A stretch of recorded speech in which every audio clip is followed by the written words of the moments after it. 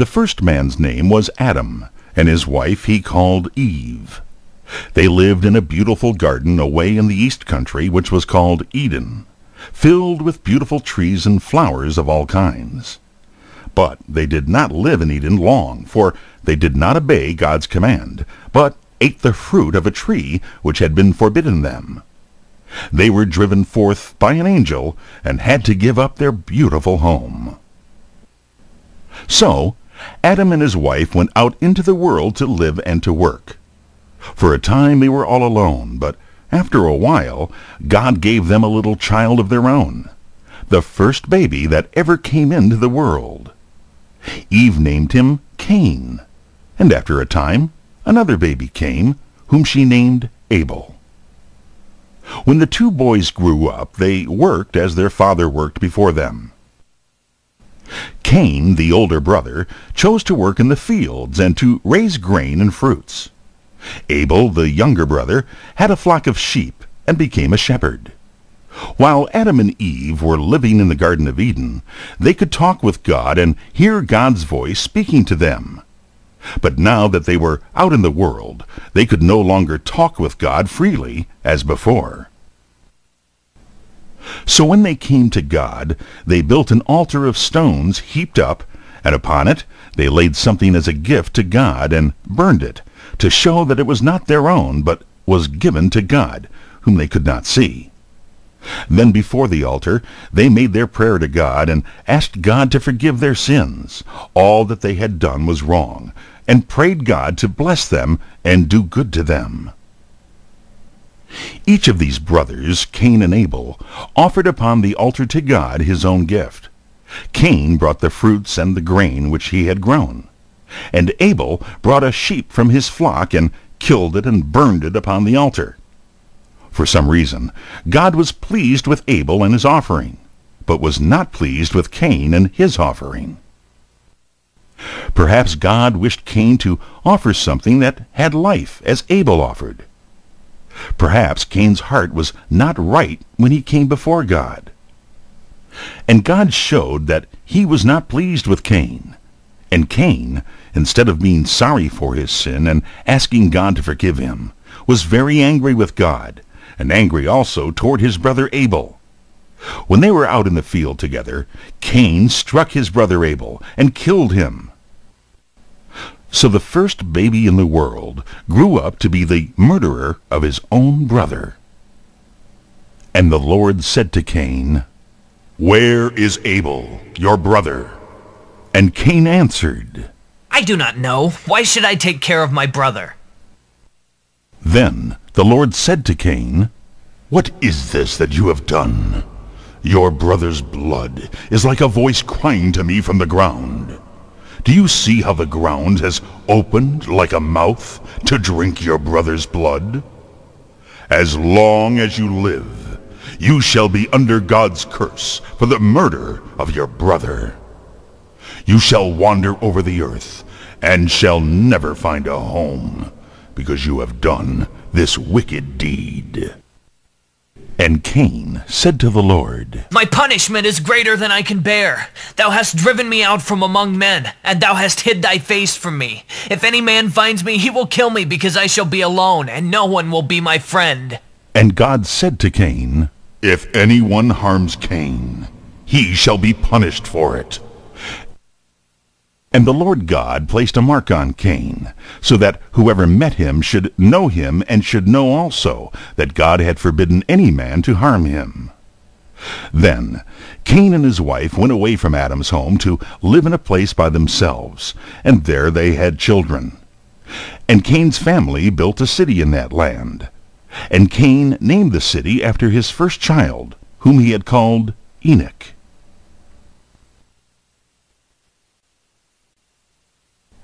After Abel was slain and his brother Cain had gone into another land, again God gave a child to Adam and Eve. This child they named Seth, and other sons and daughters were given to them. For Adam and Eve lived many years. But at last they died, as God had said they must die, because they had eaten of the tree that God had forbidden them to eat.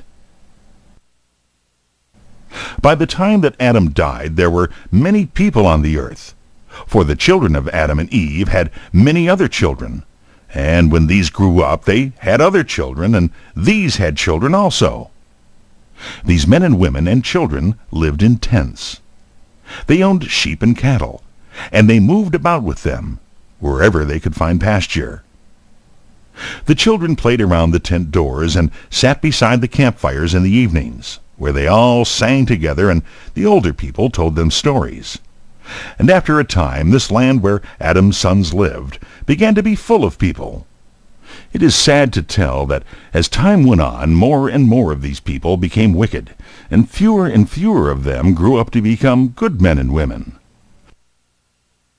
All the people lived near together, and few went away to other lands. So it came to pass that even the children of good men and women learned to be bad, like the people around them, and no longer did what was right and good. And as God looked down on the world that he had made, he saw how wicked the men in it had become, and that every thought and every act of man was evil, and only evil continually. But while most of the people in the world were very wicked, there were some good people too, though they were very few. The best of all the men who lived at that time was a man whose name was Enoch. He was not the son of Cain, but another Enoch, who came from the family of Seth, the son of Adam, who was born after the death of Abel. While so many around Enoch were doing evil, this man did only what was right. He walked with God, and God walked with him, and talked with him. And at last, when Enoch was a very old man and weary with life, God took him away from the earth to heaven. He did not die as all the people have since Adam disobeyed God, but he was not, for God took him. This means that Enoch was taken up from earth without dying. All the people in the time of Enoch were not shepherds. Some of them had learned how to make rude bows and arrows and axes and plows.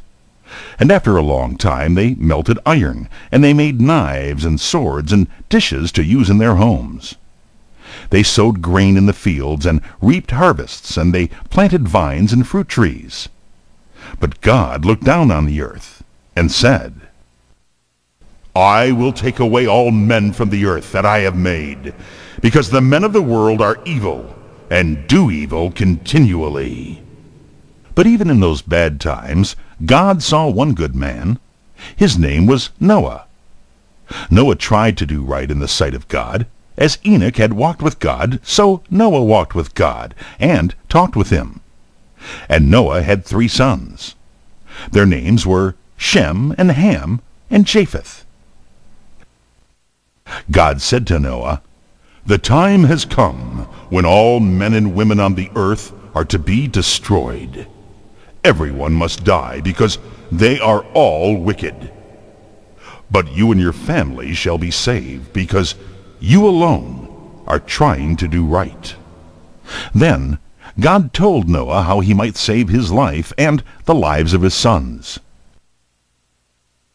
He was to build a very large boat, as large as the largest ships that are made in our time, very long and very wide and very deep, with a roof over it, and made like a long, wide house in 3 stories, but so built that it would float on the water.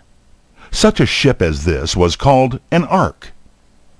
God told Noah to build this ark, and to have it ready for the time when he would need it. For, said God to Noah, I am going to bring a great flood of water on the earth to cover all the land, and to drown all the people on the earth. And as the animals on the earth will be drowned with the people, you must make the ark large enough to hold a pair of each kind of animals, and several pairs of some animals that are needed by men, like sheep and goats and oxen, so that there will be animals as well as men to live upon the earth after the flood has passed away. And you must take in the ark food for yourself and your family, and for all the animals with you, enough food to last for a year, while the flood shall stay on the earth. And Noah did what God told him to do, although it must have seemed very strange to all the people around to build this great ark where there was no water for it to sail upon. And it was a long time, because the ship was so big that Noah and his sons were at work building the ark which God had told them to build, while the wicked people around wondered and no doubt laughed at Noah for building a great ship where there was no sea. At last the ark was finished, and stood like a great house on the land. There was a door on one side, and a window on the roof, to let in the light. Then God said to Noah, "Come into the ark, you and your wife, and your 3 sons, and their wives with them, for the flood of waters will come very soon. And take with you animals of all kinds, and birds, and things that creep, 7 pairs of these that will be needed by men, and 1 pair of all the rest, so that all kinds of animals may be kept alive upon the earth." So Noah and his wife and his 3 sons, Shem, Ham, and Japheth, with their wives, went into the ark. And God brought to the door of the ark the animals and the birds and the creeping things of all kinds, and they went into the ark. And Noah and his sons put them in their places, and brought in food, enough to feed them all for many days. And then the door of the ark was shut, and no more people and no more animals could come in. In a few days the rain began to fall as it had never rained before. It seemed as though the heavens were opened to pour great floods upon the earth. The streams filled, and the rivers rose higher and higher, and the ark began to float on the water. The people left their houses and ran up to the hills, but soon the hills were covered, and all the people on them were drowned. Some had climbed up to the tops of higher mountains, but the water rose higher and higher, until even the mountains were covered, and all the people, wicked as they had been, were drowned in the great sea that now rolled all over the earth where man had lived. And all the animals, the tame animals, cattle and sheep and oxen were drowned, and the wild animals, lions and tigers and all the rest were drowned also. Even the birds were drowned, for their nests in the trees were swept away, and there was no place where they could fly from the terrible storm. For 40 days and nights the rain kept on, until there was no breath of life remaining outside of the ark. After 40 days the rain stopped, but the waters stayed upon the earth for more than 6 months, and the ark with all that were in it floated over the great sea that covered the land. Then God sent a wind to blow over the waters and to dry them up. So by degrees the waters grew less and less. First, mountains rose above the waters. Then the hills rose up. And finally the ark ceased to float and lay aground on a mountain which is called Mount Ararat. But Noah could not see what had happened on the earth, because the door was shut, and the only window was up in the roof. But he felt that the ark was no longer moving, and he knew that the water must have gone down. So, after waiting for a time, Noah opened a window and let loose a bird called a raven. Now the raven has strong wings, and this raven flew round and round until the waters had gone down, and it could find a place to rest, and it did not come back to the ark. After Noah had waited for it a while, he sent out a dove. But the dove could not find any place to rest, so it flew back to the ark, and Noah took it into the ark again. Then Noah waited a week longer, and afterward he sent out the dove again. And at the evening the dove came back to the ark, which was its home, and in its bill was a fresh leaf, which it had picked off from an olive tree. So Noah knew that the water had gone down enough to let the trees grow again. He waited another week, and sent out the dove again. But this time the dove flew away and never came back. And Noah knew that the earth was becoming dry again. So he took off a part of the roof and looked out, and saw that there was dry land all around the ark, and the waters were no longer everywhere. Noah had now lived in the ark a little more than a year, and he was glad to see the green land and the trees once more. And God said to Noah, "Come out of the ark with your wife and your sons and their wives, and all the living things that are with you in the ark." So Noah opened the door of the ark, and with his family came out, and stood once more on the ground. And the animals and birds and creeping things in the ark came out also, and began again to bring life to the earth. The first thing that Noah did when he came out of the ark was to give thanks to God for saving all his family when the rest of the people on the earth were destroyed. He built an altar and laid upon it an offering to the Lord, and gave himself and his family to God, and promised to do God's will. And God was pleased with Noah's offering. And God said, "I will not again destroy the earth on account of men, no matter how bad they may be. From this time no flood shall again cover the earth, but the seasons of spring and summer and fall and winter shall remain without change. I give to you the earth. You shall be the rulers of the ground, and of every living thing upon it." Then God caused a rainbow to appear in the sky, and he told Noah and his sons that whenever they or the people after them should see the rainbow, they should remember that God had placed it in the sky and over the clouds as a sign of his promise, that he would always remember the earth and the people upon it, and would never again send a flood to destroy man from the earth. So, as often as we see the beautiful rainbow, we are to remember that it is a sign of God's promise to the world.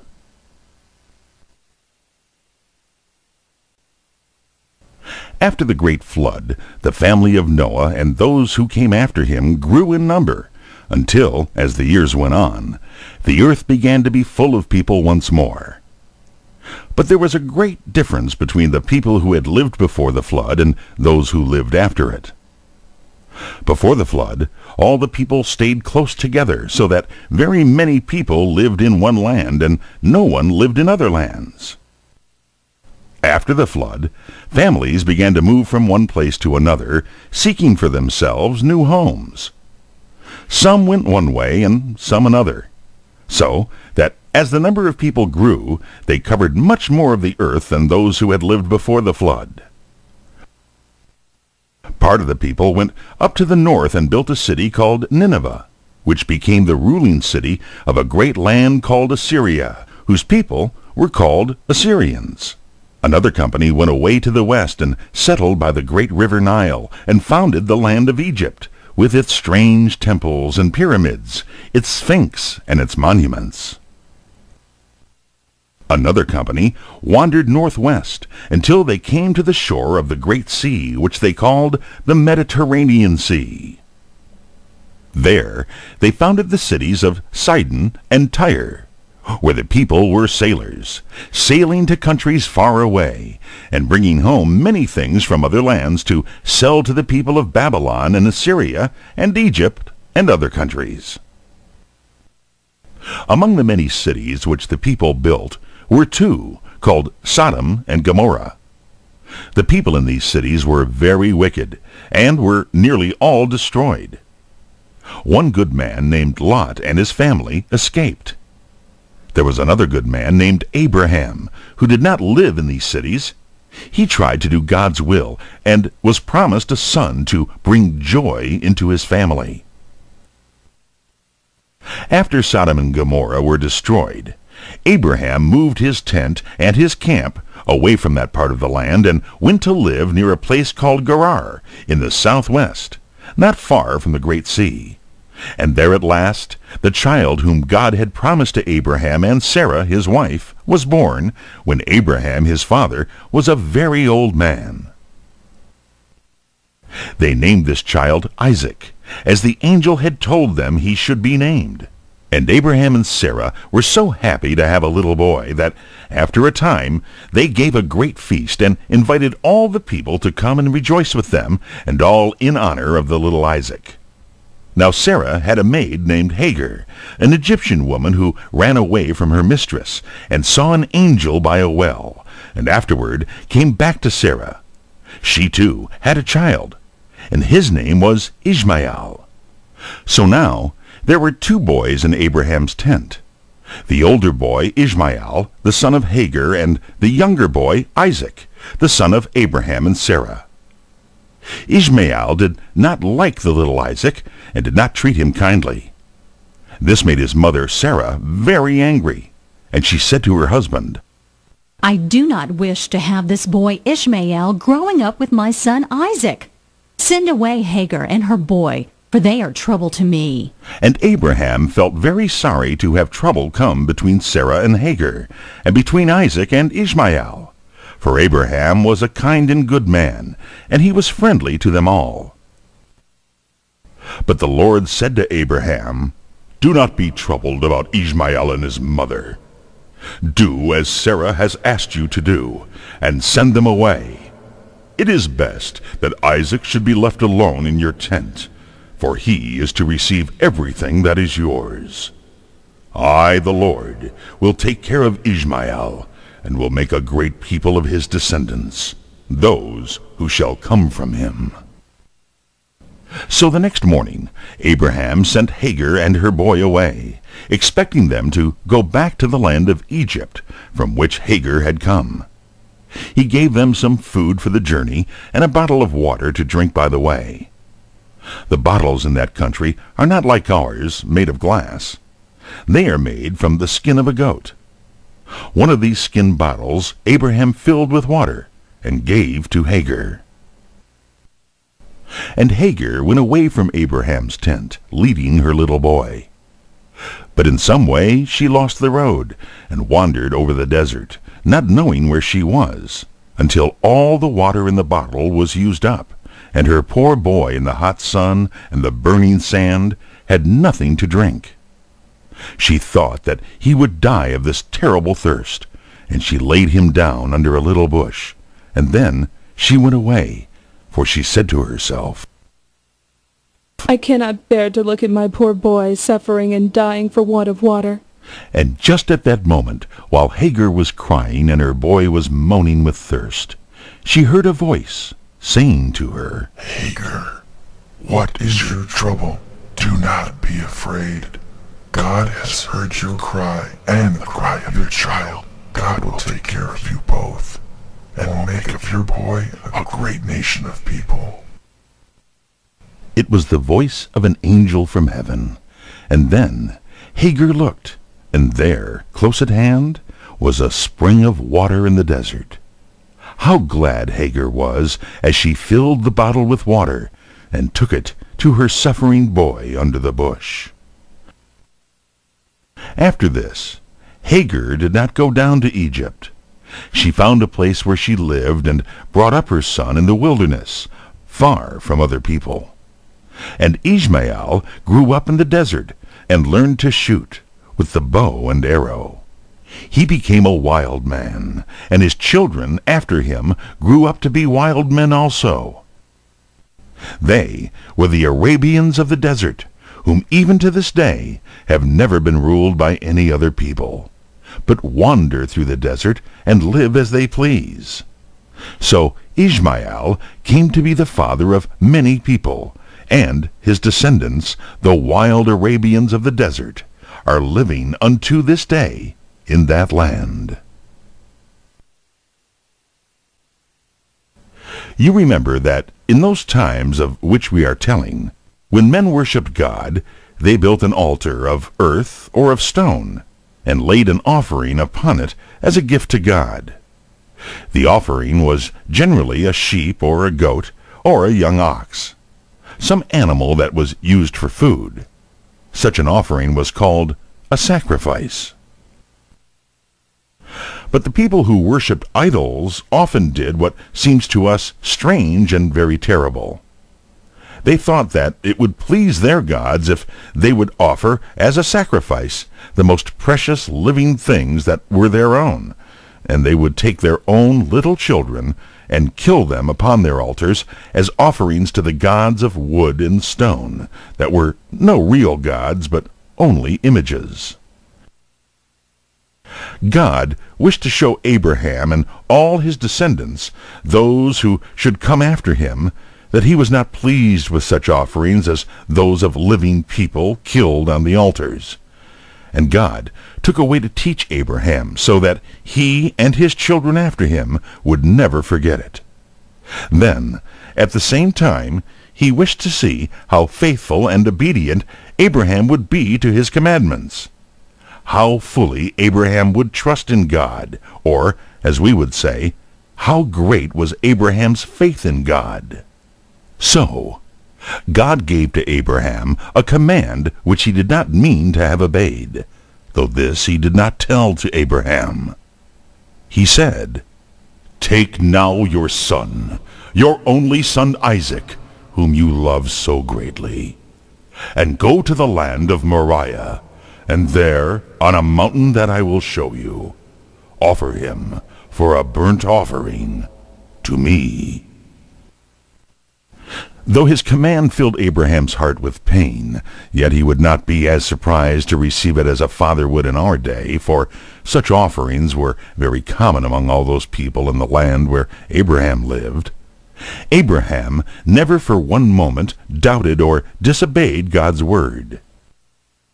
He knew that Isaac was the child whom God had promised, and that God had promised too that Isaac should have children, and that those coming from Isaac should be a great nation. He did not see how God could keep his promise with regard to Isaac if Isaac should be killed as an offering, unless indeed God should raise him up from the dead afterward. But Abraham undertook at once to obey God's command. He took 2 young men with him, and an ass laden with wood for the fire, and he went toward the mountain in the north, Isaac his son walking by his side. For 2 days they walked, sleeping under the trees at night in the open country. And on the 3rd day Abraham saw the mountain far away. And as they drew near to the mountain, Abraham said to the young men, "Stay here with the ass, while I go up yonder mountain with Isaac to worship. And when we have worshipped, we will come back to you." For Abraham believed that in some way God would bring back Isaac to life. He took the wood from the ass and placed it on Isaac, and they two walked up the mountain together. As they were walking, Isaac said, "Father, here is the wood, but where is the lamb for the offering?" And Abraham said, "My son, God will provide himself a lamb for the burnt offering." And they came to the place on top of the mountain. There Abraham built an altar of stones and earth heaped up, and on it he placed the wood. Then he tied the hands and feet of Isaac, and laid him on the altar on the wood. And Abraham lifted up his hand, holding a knife to kill his son. Another moment longer, and Isaac would have been slain by his own father's hand. But just at that moment, the angel of the Lord out of heaven called to Abraham and said, "Abraham! Abraham!" And Abraham answered, "Here I am, Lord." Then the angel of the Lord said, "Do not lay your hand upon your son. Do no harm to him. Now I know that you love God more than you love your only son, and that you are obedient to God, since you are ready to give up your son, your only son, to God." What a relief and joy these words from heaven brought to the heart of Abraham. How glad he was to know that it was not God's will for him to kill his son. Then Abraham looked around, and there in the thicket was a ram caught by his horns. And Abraham took the ram and offered him up for a burnt offering in place of his son. So Abraham's words came true when he said that God would provide for himself a lamb.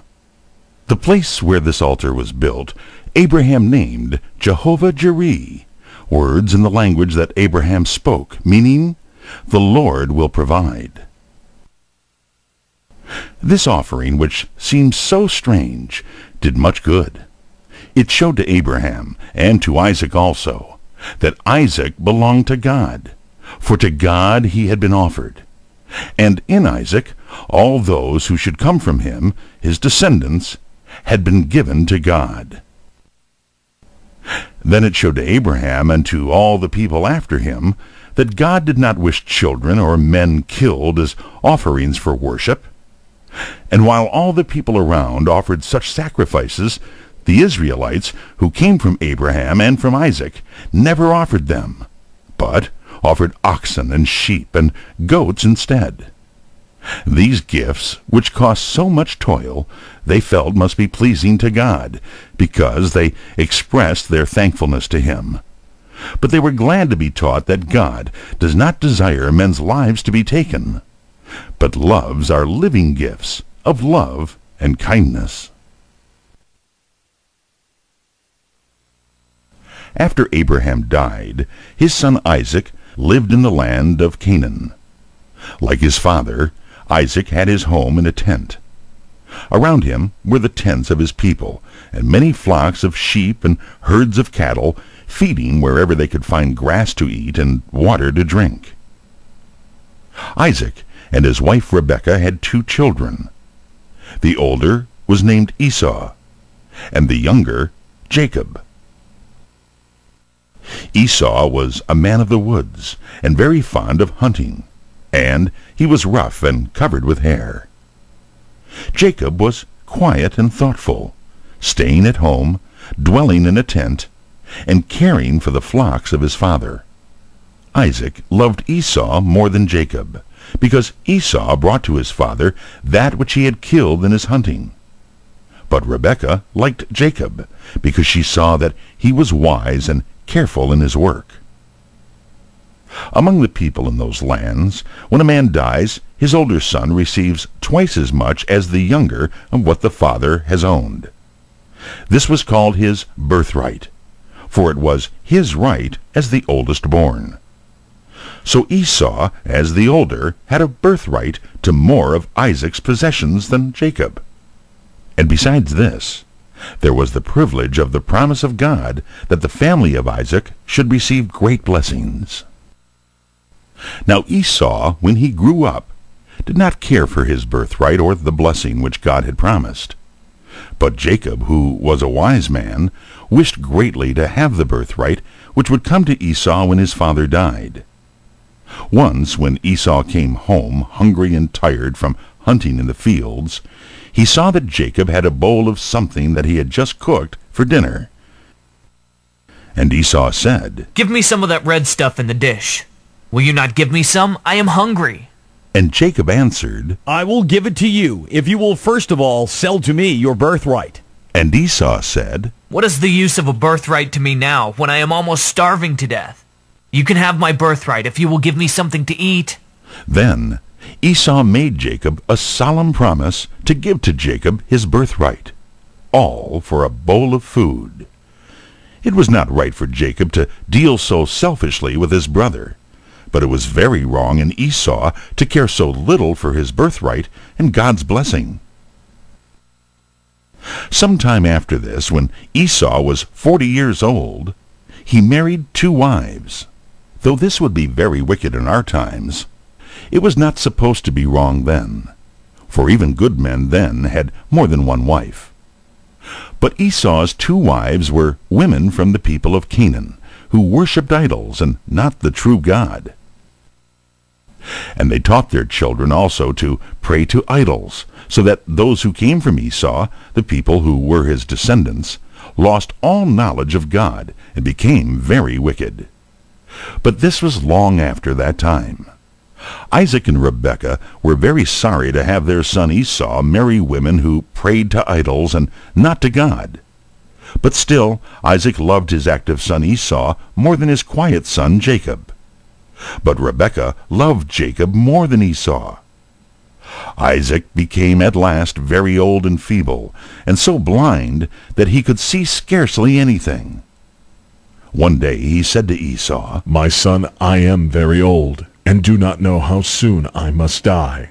But before I die, I wish to give to you as my older son God's blessing upon you and your children and your descendants. Go out into the fields, and with your bow and arrows shoot some animal that is good for food, and make for me a dish of cooked meat, such as you know I love, and after I have eaten it, I will give you the blessing. Now Esau ought to have told his father that the blessing did not belong to him, for he had sold it to his brother Jacob. But he did not tell his father.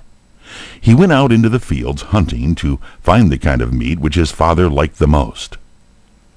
Now Rebekah was listening, and heard all that Isaac had said to Esau. She knew that it would be better for Jacob to have the blessing than for Esau, and she loved Jacob more than Esau. So she called to Jacob and told him what Isaac had said to Esau. And she said, Now, my son, do what I tell you, and you will get the blessing instead of your brother. Go to the flocks and bring to me 2 little kids from the goats, and I will cook them just like the meat which Esau cooks for your father. And you will bring it to your father, and he will think that you are Esau, and will give you the blessing, and it really belongs to you. But Jacob said, You know that Esau and I are not alike. His neck and arms are covered with hairs, while mine are smooth. My father will feel of me, and he will find out that I am not Esau. And then, instead of giving me a blessing, I am afraid that he will curse me. But Rebekah answered her son, Never mind. You do as I have told you, and I will take care of you. If any harm comes, it will come to me. So do not be afraid, but go and bring the meat. Then Jacob went and brought a pair of little kids from the flocks, and from them his mother made a dish of food, so that it would be to the taste, just as Isaac liked it. Then Rebekah found some of Esau's clothes, and dressed Jacob in them. And she placed on his neck and hands some of the skins of the kids, so that his neck and hands would feel rough and hairy to the touch. Then Jacob came into his father's tent, bringing the dinner, and speaking as much like Esau as he could. He said, Here I am, my father. And Isaac said, Who are you, my son? And Jacob answered, I am Esau, your oldest son. I have done as you bade me. Now, sit up and eat the dinner that I have made, and then give me your blessing as you promised me. And Isaac said, How is it that you found it so quickly? Jacob answered, Because the Lord your God showed me where to go and gave me good success. Isaac did not feel certain that it was his son Esau, and he said, Come near and let me feel you, so that I may know you are really my son Esau. And Jacob went up close to Isaac's bed, and Isaac felt of his face, and his neck, and his hands. And he said, The voice sounds like Jacob, but the hands are the hands of Esau. Are you really my son Esau? And Jacob told a lie to his father, and said, I am. Then the old man ate the food that Jacob had brought to him, and he kissed Jacob, believing him to be Esau. And he gave him the blessing, saying to him, May God give you the dew of heaven, and the richness of the earth, and plenty of grain and wine. May nations bow down to you, and peoples become your servants. May you be the master over your brother, and may your family and descendants that shall come from you rule over his family and his descendants. Blessed be those that bless you, and cursed be those that curse you. Just as soon as Jacob had received the blessing, he rose up and hastened away. He had scarcely gone out when Esau came in from hunting with the dish of food that he had cooked. And he said, Let my father sit up and eat the food that I have brought, and give me the blessing. And Isaac said, Why? Who are you? Esau answered, I am your son, your oldest son, Esau. And Isaac trembled and said, Who then is the one that came in and brought to me food? And I have eaten his food, and have blessed him. Yes, and he shall be blessed. When Esau heard this, he knew that he had been cheated, and he cried aloud with a bitter cry. "Oh, my father, my brother has taken away my blessing, just as he took away my birthright. But can you not give me another blessing too? Have you given everything to my brother?" And Isaac told him all that he had said to Jacob, making him the ruler over his brother. But Esau begged for another blessing. And Isaac said, My son, your dwelling shall be of the riches of the earth, and of the dew of heaven. You shall live by your sword, and your descendants shall serve his descendants. But in time to come they shall break loose, and shall shake off the yoke of your brother's rule, and shall be free.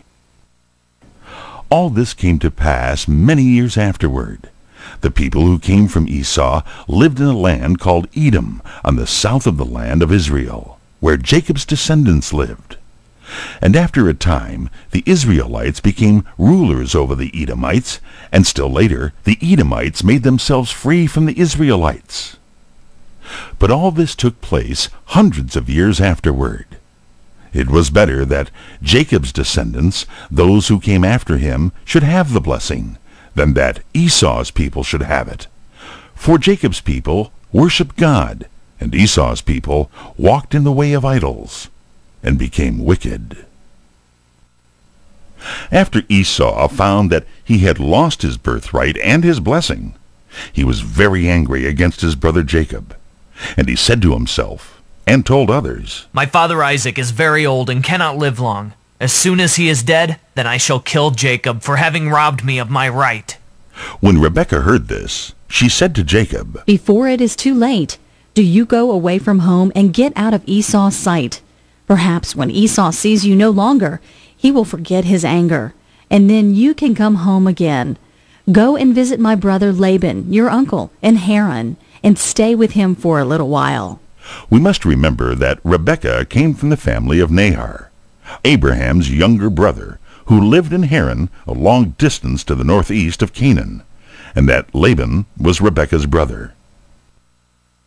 So Jacob went out of Beersheba on the border of the desert and walked alone, carrying his staff in hand.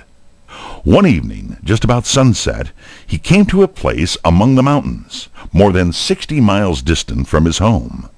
And as he had no bed to lie down upon, he took a stone and rested his head upon it for a pillow, and lay down to sleep.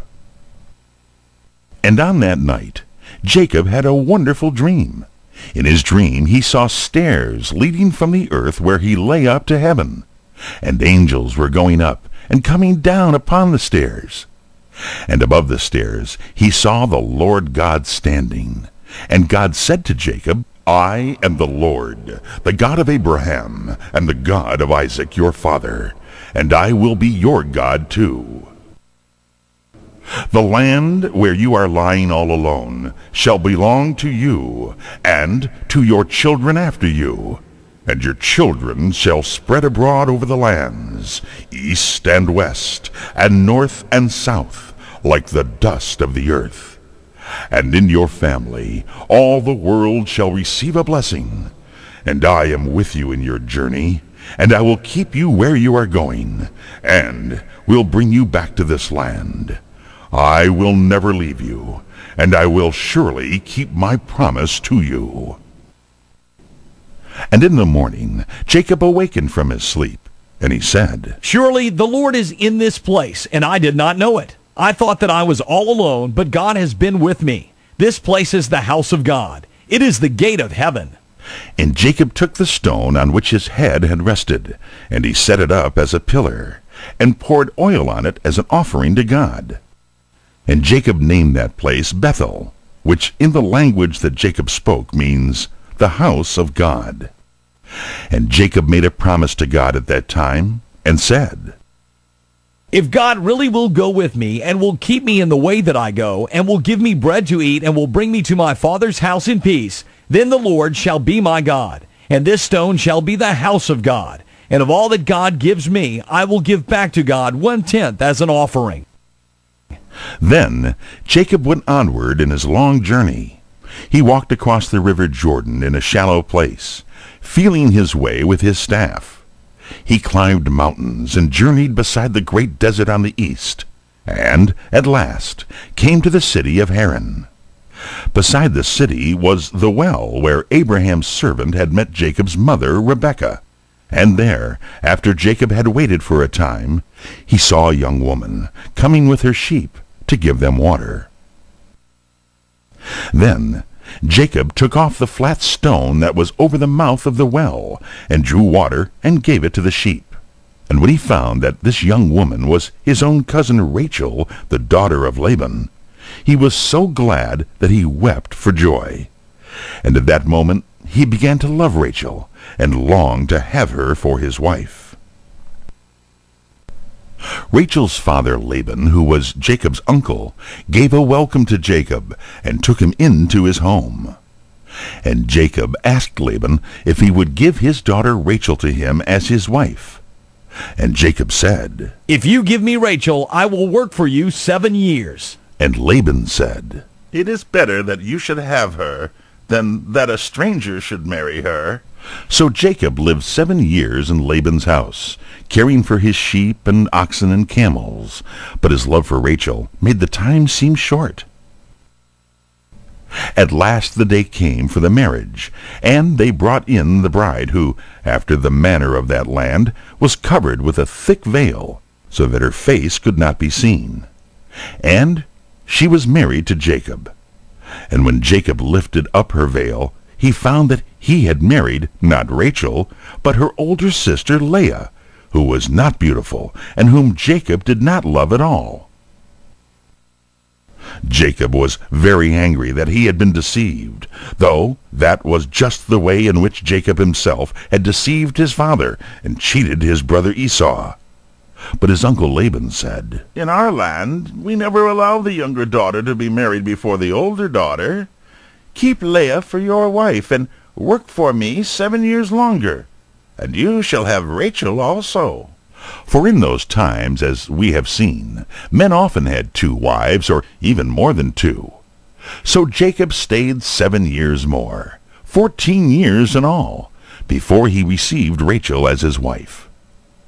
While Jacob was living at Haran, 11 sons were born to him, but only one of these was the child of Rachel, whom Jacob loved. This son was Joseph, who was dearer to Jacob than any other of his children, partly because he was the youngest, and because he was the child of his beloved Rachel.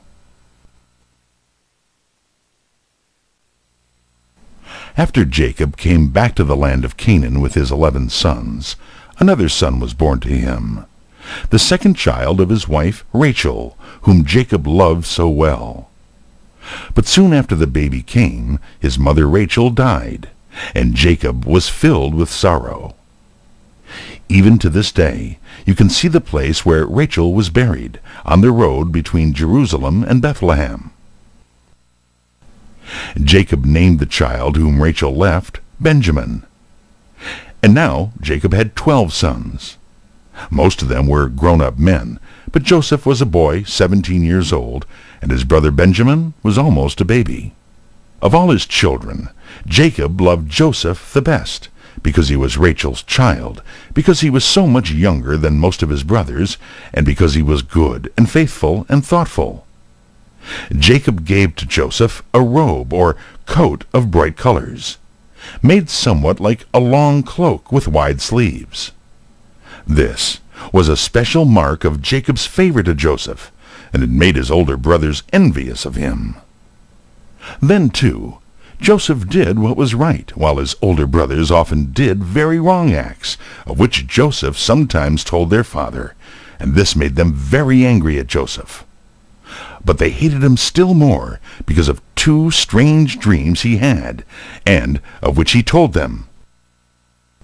He said one day, "Listen to this dream that I have dreamed.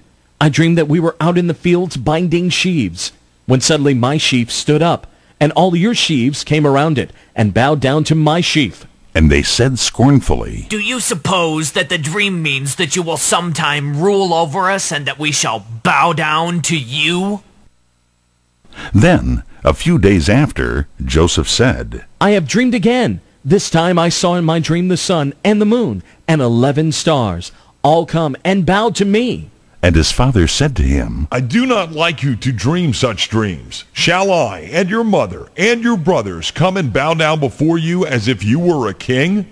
His brothers hated Joseph and would not speak kindly to him. But his father thought much of what Joseph had said.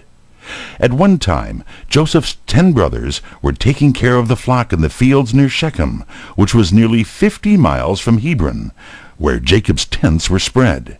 And Jacob wished to send a message to his sons, and he called Joseph and said to him, Your brothers are near Shechem with the flock. I wish that you would go to them and take a message and find if they are well, and if the flocks are doing well, and bring me word from them. That was quite an errand for a boy to go alone over the country and find his way for 50 miles, then walk home again. But Joseph was a boy who could take care of himself and could be trusted. So he went forth on his journey, walking northward over the mountains, past Bethlehem and Jerusalem and Bethel, though we are not sure those cities were then built, except Jerusalem, which was already a strong city. When Joseph reached Shechem, he could not find his brothers, for they had taken their flocks to another place. A man met Joseph wandering in the field, and asked him, Whom are you seeking? Joseph said, I am looking for my brothers, the sons of Jacob. Can you tell me where I will find them? And the man said, They are at Dothan, for I heard them say that they were going there. Then Joseph walked over the hills to Dothan, which was 15 miles further. And his brothers saw him afar off coming toward them. They knew him by his bright garment. And one said to another, Look, that dreamer is coming. Come, let us kill him and throw his body into a pit, and tell his father that some wild beast has eaten him, and then we will see what becomes of his dreams. One of his brothers, whose name was Reuben, felt more kindly toward Joseph than the others. He said, Let us not kill him. Let us throw him into this pit in the wilderness, and leave him there to die. But Reuben intended, after they had gone away, to lift Joseph out of the pit and take him home to his father. The brothers did as Reuben told them. They threw Joseph into the pit, which was empty. He cried and begged them to save him, but they would not. They calmly sat down to eat their dinner on the grass, while their brother was calling to them from the pit. After the dinner, Reuben chanced to go to another part of the field, so that he was not at hand when a company of men passed by with their camels, going from Gilead on the east of the river Jordan to Egypt, to sell spices and fragrant gum from trees to the Egyptians. Then Judah, another of Joseph's brothers, said, What good would it do for us to kill our brother? Would it not be better for us to sell him to these men and let them carry him away? After all, he is our brother, and we would better not kill him. His brothers agreed with him. So they stopped the men who were passing and drew up Joseph from the pit. And for 20 pieces of silver they sold Joseph to these men, and they took him away with them down to Egypt. After a while, Reuben came to the pit where they had left Joseph, and looked into it. But Joseph was not there. Then Reuben was in great trouble, and he came back to his brothers, saying, The boy is not there. What shall I do? Then his brothers told Reuben what they had done, and they all agreed together to deceive their father. They killed one of the goats, and dipped Joseph's coat in its blood, and they brought it to their father. And they said to him, We found this coat in the wilderness. Look at it, father, and tell us if you think it was the coat of your son. And Jacob knew it at once. He said, It is my son's coat. Some wild beast has eaten him. There is no doubt that Joseph has been torn in pieces. And Jacob's heart was broken over the loss of Joseph, all the more because he had sent Joseph alone on the journey through the wilderness. They tried to comfort him, but he would not be comforted. He said, I will go down to the grave, mourning for my poor lost son. So the old man sorrowed for his son Joseph, and all the time his wicked brothers knew that Joseph was not dead. But they would not tell their father the dreadful deed they had done to their brother. in selling him as a slave.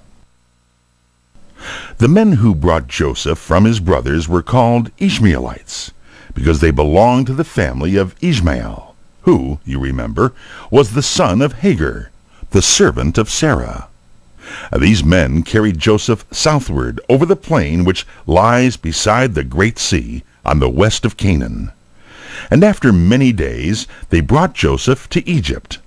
How strange it must have seemed to the boy who had lived in tents to see the great river Nile, and the cities thronged with people, and the temples, and the mighty pyramids. The Ishmaelites sold Joseph as a slave to a man named Potiphar, who was an officer in the army of Pharaoh, the king of Egypt. Joseph was a beautiful boy, and cheerful and willing in his spirit, and able in all that he undertook, so that his master Potiphar became very friendly to him, and after a time he placed Joseph in charge of his house and everything in it. For some years Joseph continued in the house of Potiphar, a slave in name, but in reality the master of all his affairs and ruler over his fellow servants. But Potiphar's wife, who at first was very friendly to Joseph, afterward became his enemy, because Joseph would not do wrong to please her. She told her husband falsely that Joseph had done a wicked deed. Her husband believed her, and was very angry at Joseph, and put him in the prison with those who had been sent to that place for breaking the laws of the land. How hard it was for Joseph to be charged with a crime when he had done no wrong, and to be thrust into a dark prison among wicked people. But Joseph had faith in God that at some time all would come out right. And in the prison he was cheerful and kind and helpful, as he had always been. The keeper of the prison saw that Joseph was not like the other men around him, and he was kind to Joseph.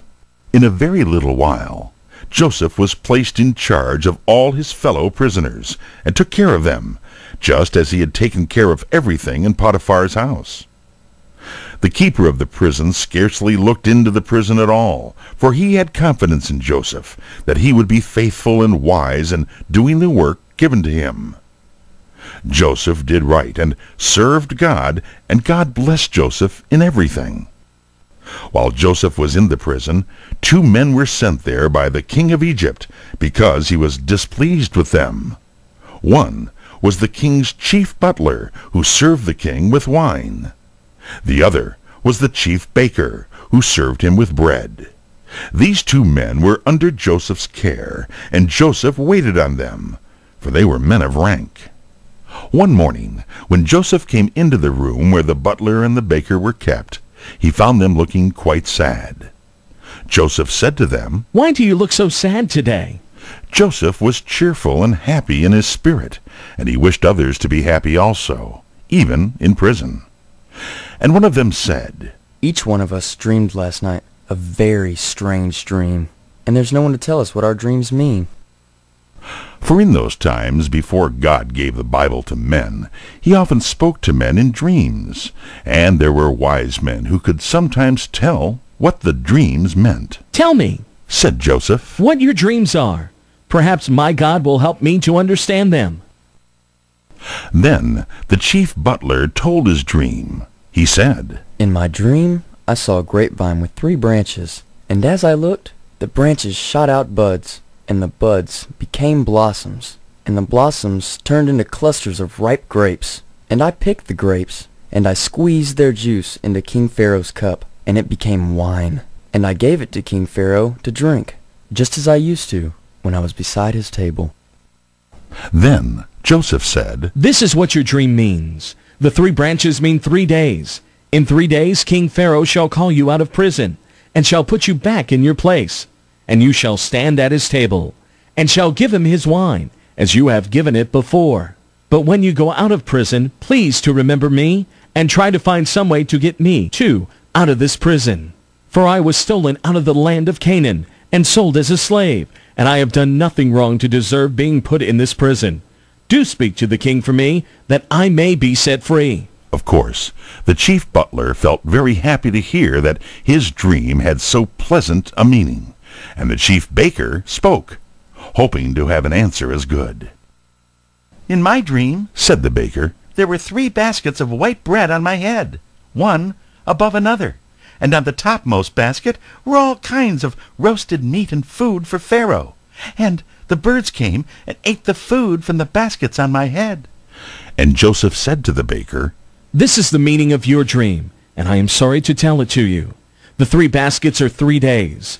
In 3 days, by order of the king, you shall be lifted up and hanged upon a tree, and the birds shall eat your flesh from your bones, as you are hanging in the air."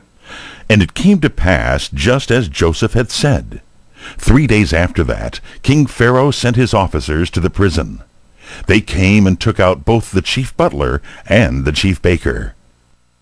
The baker they hung up by his neck to die, and left his body for the birds to pick in pieces. The chief butler they brought back to his old place, where he waited at the king's table, and handed him his wine to drink. You would have supposed that the butler would remember Joseph, who had given him the promise of freedom, and had shown such wisdom. But in his gladness he forgot all about Joseph, and 2 full years passed by while Joseph was still in prison, until he was a man 30 years old. But one night King Pharaoh himself dreamed a dream. In fact, 2 dreams in one. And in the morning he sent for all the wise men of Egypt, and told them his dreams. But there was not a man who could give the meaning of them. And the king was troubled, for he felt the dreams had some meaning which it was important for him to know. Then, suddenly, the chief butler, who was by the king's table, remembered his own dream in the prison 2 years before, and remembered, too, the young man who had told its meaning so exactly. And he said, "I do remember my faults this day. 2 years ago, King Pharaoh was angry with his servants, with me and the chief baker, and he sent us to the prison. While we were in the prison one night, each of us dreamed a dream, and the next day a young man in the prison, a Hebrew from the land of Canaan, told us what our dreams meant, and in 3 days they came true, just as a young Hebrew had said. I think that if this young man is in the prison still, he could tell the king the meaning of his dreams." You notice that the butler spoke of Joseph as a Hebrew. The people of Israel, whom Joseph belonged, were called Hebrews as well as Israelites. The word Hebrew means one who crossed over, and it was given to the Israelites because Abraham, their father, had come from a land on the other side of the great river Euphrates, and had crossed over the river on his way to Canaan. Then King Pharaoh sent in haste to the prison for Joseph, and Joseph was taken out, and he was dressed in new garments, and was led into Pharaoh in the palace. And Pharaoh said, "I have dreamed a dream, and there is no one who can tell me what it means. And I have been told that you have the power to understand dreams and what they mean." And Joseph answered Pharaoh, "The power is not in me, but God will give Pharaoh a good answer. What is the dream that the king has dreamed?" "In my first dream," said Pharaoh, "I was standing by the river, and I saw 7 fat and handsome cows come up from the river to feed in the grass. And while they were feeding, 7 other cows followed them up from the river, very thin and poor and lean, such miserable creatures as I had never seen before. And the 7 lean cows ate up the 7 fat cows, and after they had eaten them up, they were as lean and miserable as before. Then I awoke, and I fell asleep again, and dreamed again. In my second dream, I saw 7 heads of grain growing up on one stalk, large and strong and good, and then 7 heads came up after them that were thin and poor and withered, and the 7 thin heads swallowed up the 7 good heads, and afterward were as poor and withered as before. And I told these 2 dreams to all the wise men, and there is no one who can explain them. Can you tell me what these dreams mean?" And Joseph said to the king, The 2 dreams have the same meaning. God has been showing to King Pharaoh what he will do in this land. The 7 good cows mean 7 years, and the 7 good heads of grain mean the same 7 years. The 7 lean cows and the 7 thin heads of grain also mean 7 years. The good cows and the good grain mean 7 years of plenty, and the 7 thin cows and thin heads of grain mean 7 poor years. They are coming upon the land of Egypt, 7 years of such plenty as have never been seen, when the field shall bring greater crops than ever before. And after those years shall come 7 years when the field shall bring no crops at all. And then for 7 years there'll be such need that the years of plenty will be forgotten, for the people will have nothing to eat. Now let King Pharaoh find some man who is able and wise, and let him set this man to rule over the land. And during the 7 years of plenty, let a part of the crops be put away for the years of need. If this shall be done, then when the years of need come, there will be plenty of food for all the people, and no one will suffer, for all will have enough. And King Pharaoh said to Joseph, Since God has shown you all this, there is no other man as wise as you. I will appoint you to do this work and to rule over the land of Egypt. All the people shall be under you. Only on the throne of Egypt I will be above you. And Pharaoh took from his own hand the ring which held his seal, and put on Joseph's hand, so that he could sign for the king, and seal in the king's place. And he dressed Joseph in robes of fine linen, and put around his neck a gold chain. And he made Joseph ride in a chariot, which was next in rank to his own. And they cried out before Joseph, Bow the knee! And Joseph was ruler over all the land of Egypt. When Joseph was made ruler over the land of Egypt, he did just as he had always done. It was not Joseph's way to sit down to rest and enjoy himself and make others wait on him. He found his work at once, and began to do it faithfully and thoroughly. He went out over all the land of Egypt, and saw how rich and abundant were the fields of grain, giving much more than the people could use for their own needs. He told the people not to waste it, but to save it for the coming time of need. And he called upon the people to give him for the king 1 bushel of grain out of every 5 to be stored up. The people brought their grain, after taking for themselves as much as they needed, and Joseph stored it up in great storehouses in the cities, so much at last that no one could keep account of it. The king of Egypt gave a wife to Joseph from the noble young women of his kingdom. Her name was Asenath, and to Joseph and his wife God gave 2 sons. The oldest son he named Manasseh, a word which means making to forget. For, said Joseph, God has made me to forget all my troubles and my toil as a slave. The second son he named Ephraim, a word that means fruitful. Because, said Joseph, God has not only made the land fruitful, but he has made me fruitful in the land of my troubles.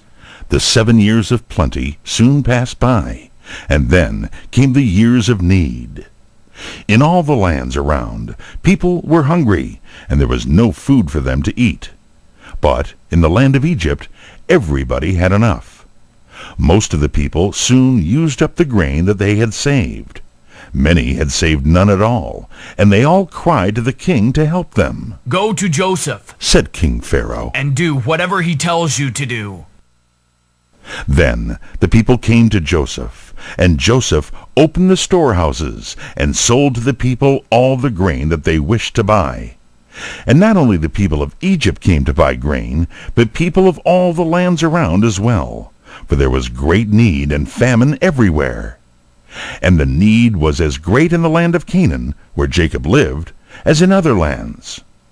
Jacob was rich in flocks and cattle, and gold and silver, but his fields gave no grain, and there was danger that his family and his people would starve.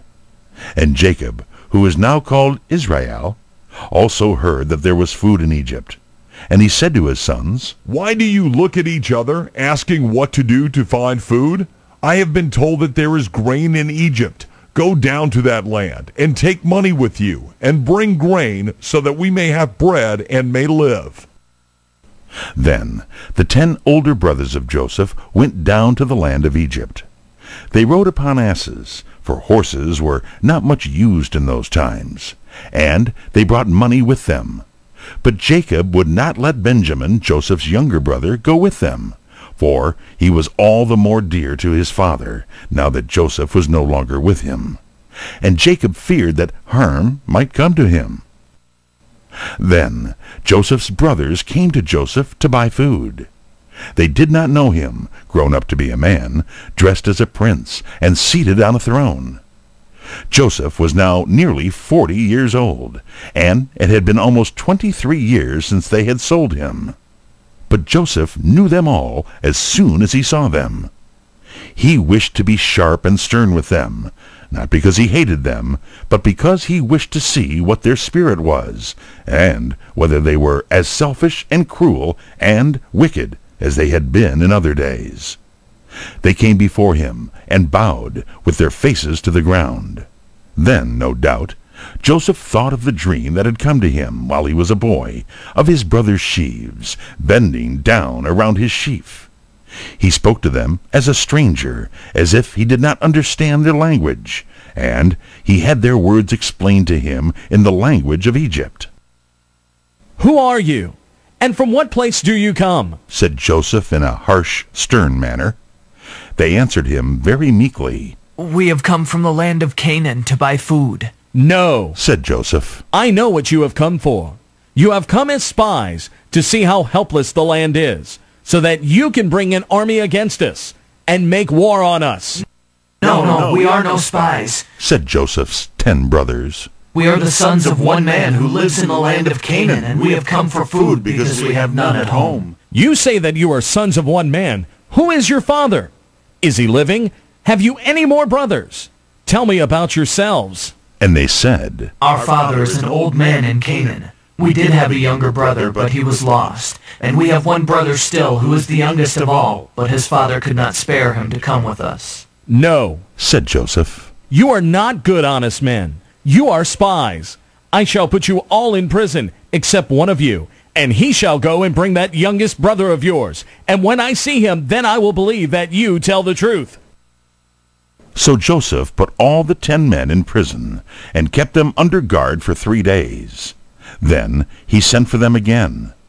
They did not know that he could understand their language, and they said to each other while Joseph heard, but pretended not to hear, "This has come upon us because of the wrong that we did to our brother Joseph more than 20 years ago.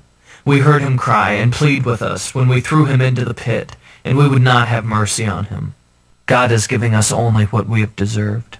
And Reuben, who had tried to save Joseph, said, "Did I not tell you not to harm the boy? And you would not listen to me. God is bringing our brother's blood upon us all." When Joseph heard this, his heart was touched, for he saw that his brothers were really sorry for the wrong they had done to him. He turned away from them so they could not see his face, and he wept. Then he turned again to them, and spoke roughly as before, and said, "This I will do, for I serve God. I will let you all go home, except one man. One of you I will shut up in prison, but the rest of you can go home and take food for your people. And you must come back and bring your youngest brother with you. And I shall know then that you have spoken the truth." Then Joseph gave orders, and his servants seized one of his brothers, whose name was Simeon, and bound him in their sight, and took him away to prison. And he ordered his servants to fill the men's sacks with grain, and to put every man's money back into the sack before it was tied up, so that they would find the money as soon as they opened the sack. Then the men loaded their asses with the sacks of grain and started to go home, leaving their brother Simeon a prisoner. When they stopped on their way to feed their asses, one of the brothers opened his sack, and there he found his money lying on top of the grain. He called out to his brothers, "See, here is my money, give it again to me!" And they were frightened, but they did not dare go back to Egypt and meet the stern ruler of the land. They went home and told their old father all that had happened to them, and how their brother Simeon was in prison, and must stay there until they should return, bringing Benjamin with them. When they opened their sacks of grain, there in the mouth of each sack was the money they had given, and they were filled with fear. Then they spoke of going again to Egypt and taking Benjamin. But Jacob said to them, "You are taking my sons away from me. Joseph is gone, and Simeon is gone, and now you would take Benjamin away. All these things are against me. Reuben said, Here are my own 2 boys. You may kill them if you wish, in case I do not bring Benjamin back to you. But Jacob said, My youngest son shall not go with you. His brother is dead, and he alone is left to me. If harm should come to him, it would bring down my gray hairs with sorrow to the grave. The food which Jacob's sons had brought from Egypt did not last long, for Jacob's family was large. Most of his sons were married and had children of their own, so that the children and grandchildren were 66, besides the servants who waited on them and the men who cared for Jacob's flocks.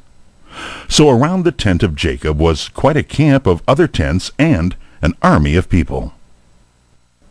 When the food that had come from Egypt was nearly eaten up, Jacob said to his sons, Go down to Egypt again and buy some food for us. And Judah, Jacob's son, the man who years before had urged his brothers to sell Joseph to the Ishmaelites, said to his father, It is of no use for us to go to Egypt unless we take Benjamin with us. The man who rules in that land said to us, You shall not see my face unless your youngest brother be with you. And Israel said, Why did you tell the man that you had a brother? You did me great harm when you told him. Why? said Jacob's sons. We could not help telling him. The man asked us all about our family. Is your father yet living? Have you any more brothers? And we had to tell him. His questions were so close. How should we know that he would say, Bring your brother here for me to see him? And Judah said, Send Benjamin with me, and I will take care of him. I promise you that I will bring him safely home. If he does not come back, let me bear the blame forever. He must go, or we shall die for want of food, and we might have gone down to Egypt and come home again if we had not been kept back. And Jacob said, If he must go, then he must. But take a present to the man, some of the choicest fruits of the land, some spices and perfumes and nuts and almonds, and take twice as much money, besides the money that was in your sacks. Perhaps that was a mistake when the money was given back to you. And take your brother Benjamin, and may the Lord God make the man kind to you, so that he will set Simeon free and let you bring Benjamin back. But if it is God's will that I lose my children, I cannot help it. So 10 brothers of Joseph went down a second time to Egypt, Benjamin going in place of Simeon. They came to Joseph's office, the place where he sold grain to the people, and they stood before their brother and bowed as before. Joseph saw that Benjamin was with them, and he said to his steward, the man who was over his house, Make ready a dinner, for all these men shall dine with me today. When Joseph's brothers found that they were taken into Joseph's house, they were filled with fear. They said to each other, We have been taken here on account of the money in our sacks. They will say that we have stolen it, and then they will sell us all for slaves. But Joseph's steward, the man who was over his house, treated the men kindly, and when they spoke of the money in their sacks, he would not take it again, saying, Never fear. Your God must have sent you this as a gift. I had your money. The stewards received the men into Joseph's house, and washed their feet, according to the custom of the land. And at noon Joseph came in to meet them. They brought him the present from their father, and again they bowed before him, with their faces on the ground. And Joseph asked them if they were well, and said, Is your father still living? The old man of whom you spoke, is he well? And they said, Our father is well, and he is living. And again they bowed to Joseph. And Joseph looked at his younger brother Benjamin, the child of his own mother Rachel, and said, Is this your youngest brother of whom you spoke to me? God be gracious unto you, my son. And Joseph's heart was so full that he could not keep back the tears. He went in haste to his own room and wept there. Then he washed his face and came out again, and ordered the table to be set for dinner. They set Joseph's table for himself as the ruler, and another table for his Egyptian officers, and another for the 11 men from Canaan. For Joseph had brought Simeon out of the prison, and had given him a place with his brothers. Joseph himself arranged the order of the seats for his brothers, the oldest at the head, and all in order of age, down to the youngest. The men wondered at this, and could not see how the ruler of Egypt could know the order of their ages. And Joseph sent dishes from his table to his brothers, and he gave to Benjamin 5 times as much as to the others. Perhaps he wished to see whether they were as jealous of Benjamin as in other days they had been toward him. After dinner, Joseph said to his steward, "Fill the men's sacks with grain, as much as they can carry, and put each man's money in his sack, and put my silver cup in the sack of the youngest, with his money." The steward did as Joseph had said, and early in the morning the brothers started to go home. A little while afterward, Joseph said to his steward, "Hasten, follow after the men from Canaan, and say, 'Why have you wronged me, after I have treated you kindly? You have stolen my master's silver cup, out of which he drinks.'" The steward followed the men, and overtook them, and charged them with stealing.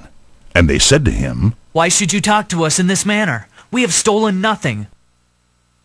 Why, we brought back to you the money that we found in our sacks, and is it likely that we would steal from your lord his silver or gold? You may search us, and if you find your master's cup on any of us, let him die, and the rest of us may be sold as slaves. Then they took down the sacks from the asses, and opened them, and in each man's sack was his money, for the second time. And when they came to Benjamin's sack, there was the ruler's silver cup. Then, in the greatest sorrow, they tied up their bags again, and laid them on the asses, and came back to Joseph's palace. And Joseph said to them, "What wicked thing is this that you have done? Did you not know that I would surely find out your deeds?" Then Judah said, "Oh, my lord, what can we say? God has punished us for our sins, and now we must all be slaves, both we that are older and the younger, in whose sack the cup was found." "No," said Joseph, "only one of you is guilty, the one who has taken away my cup.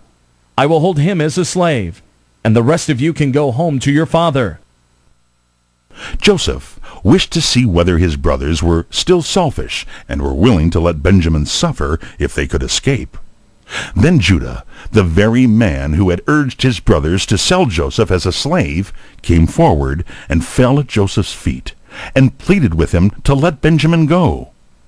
He told again the whole story, how Benjamin was the one whom his father loved the most of all his children, now that his brother was lost. He said, "I promise to bear the blame if this boy was not brought home in my safety. If he does not go back, it will kill my poor old father, who has seen much trouble. Now, let my youngest brother go home to his father, and I will stay here as a slave in this place." Joseph knew now what he had longed to know, that his brothers were no longer cruel or selfish, but one of them was willing to suffer so that his brother might be spared. And Joseph could not any longer keep his secret, for his heart longed after his brothers, and he was ready to weep again, with tears of love and joy. He sent all of his Egyptian servants out of the room, so that he might be alone with his brothers. And then he said, "Come near to me, I wish to speak with you." And they came near, wondering. Then Joseph said, "I am Joseph. Is my father really alive?" How frightened his brothers were, as they heard these words spoken in their own language by the ruler of Egypt, and for the first time knew that this stern man, who had their lives in his hand, was their own brother, whom they had wronged. Then Joseph said again, "I am Joseph, your brother, whom you sold into Egypt. But do not feel troubled because of what you did, for God sent me before you to save your lives. There have been already 2 years of need and famine, and there are to be 5 years more, where there shall neither be plowing of the fields nor harvest.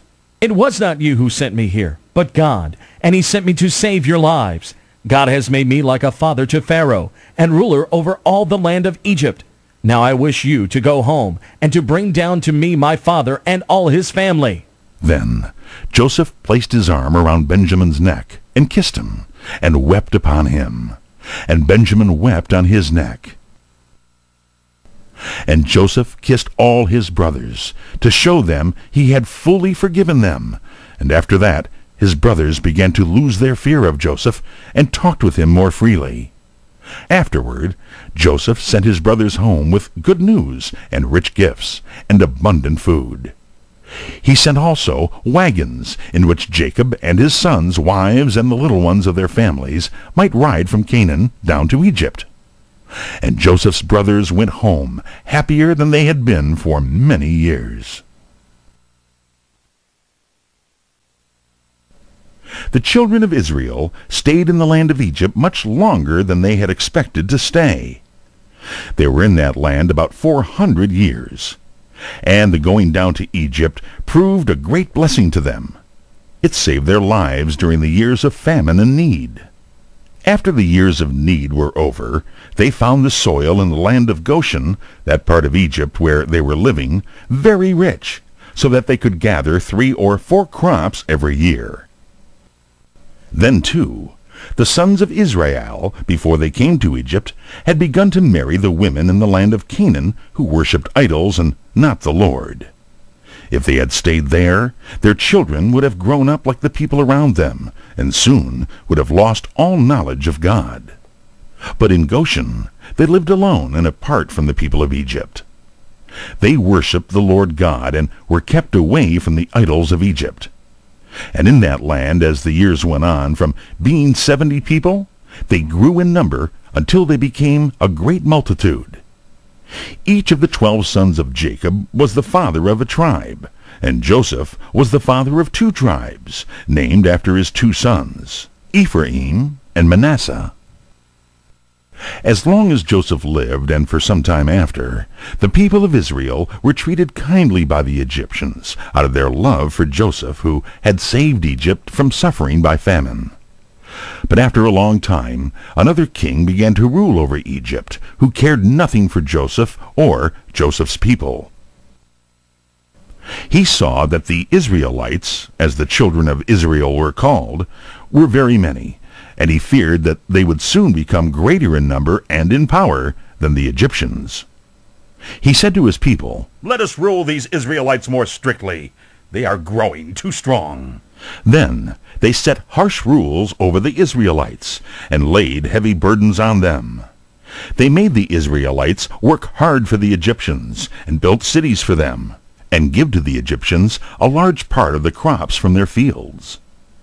They set them at work in making brick and in building storehouses. They were so afraid that the Israelites would grow in number that they gave orders to kill all the little boys that were born to the Israelites, though their little girls might be allowed to live.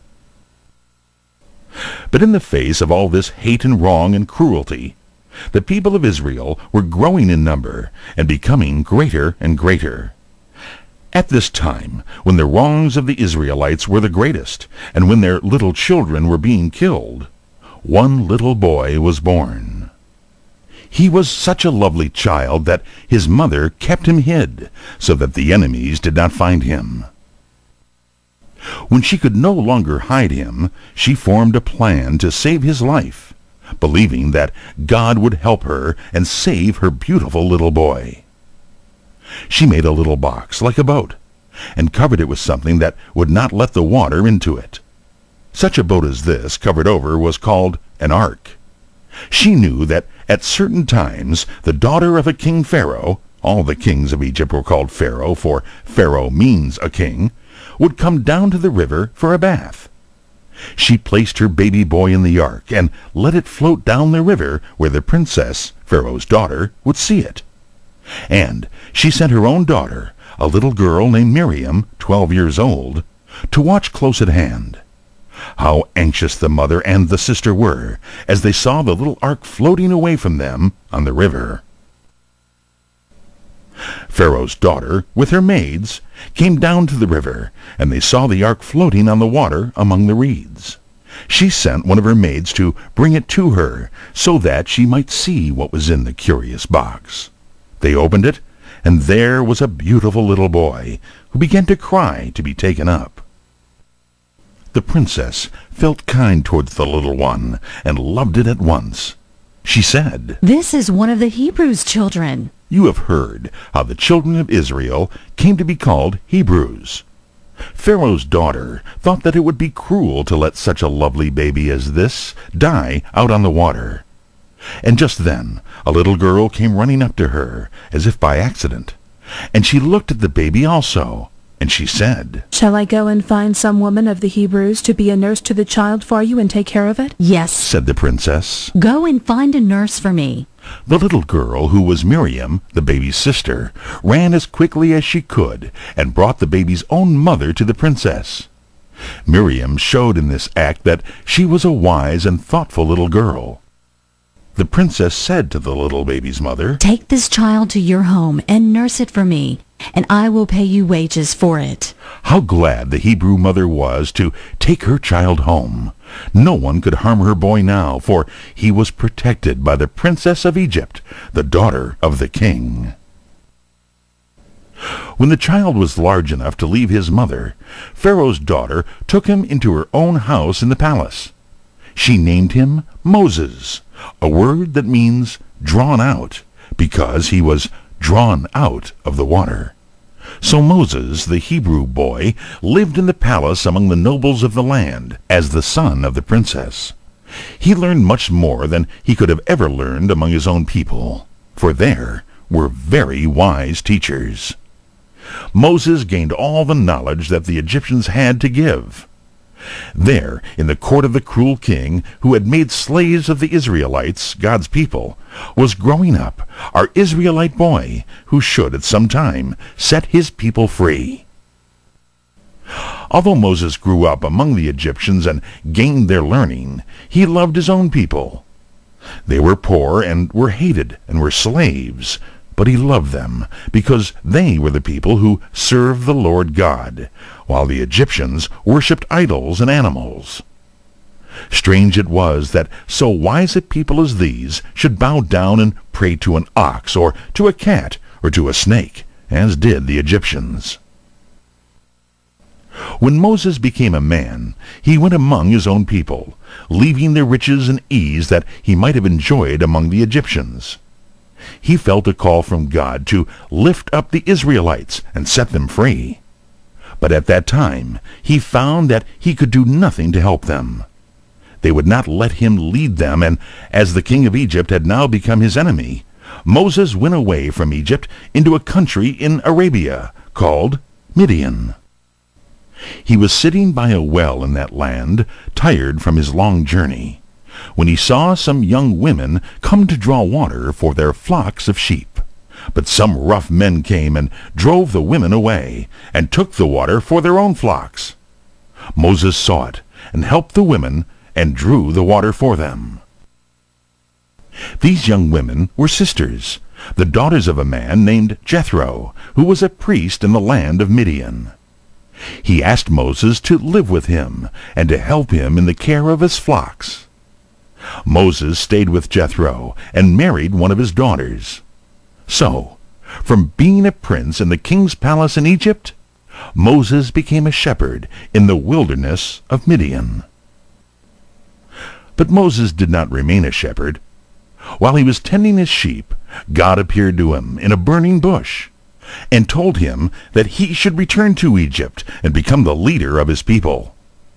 The Lord told him that the wicked Egyptians would be punished for the ill treatment they were giving the Israelites. In your Bible, you will find in the book of Exodus how God wonderfully fulfilled his promise. The Egyptians were punished by many plagues, and finally allowed the Israelites to go. They crossed the Red Sea in a wonderful way, and traveled for a long time through a wilderness, where God fed them day by day with manna from heaven.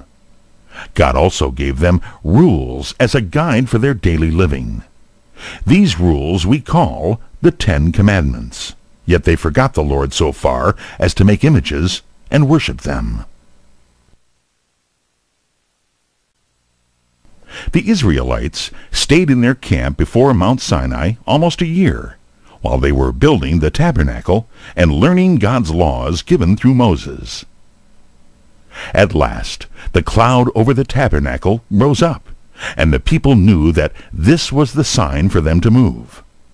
They took down the tabernacle and their own tents, and journeyed toward the land of Canaan for many days.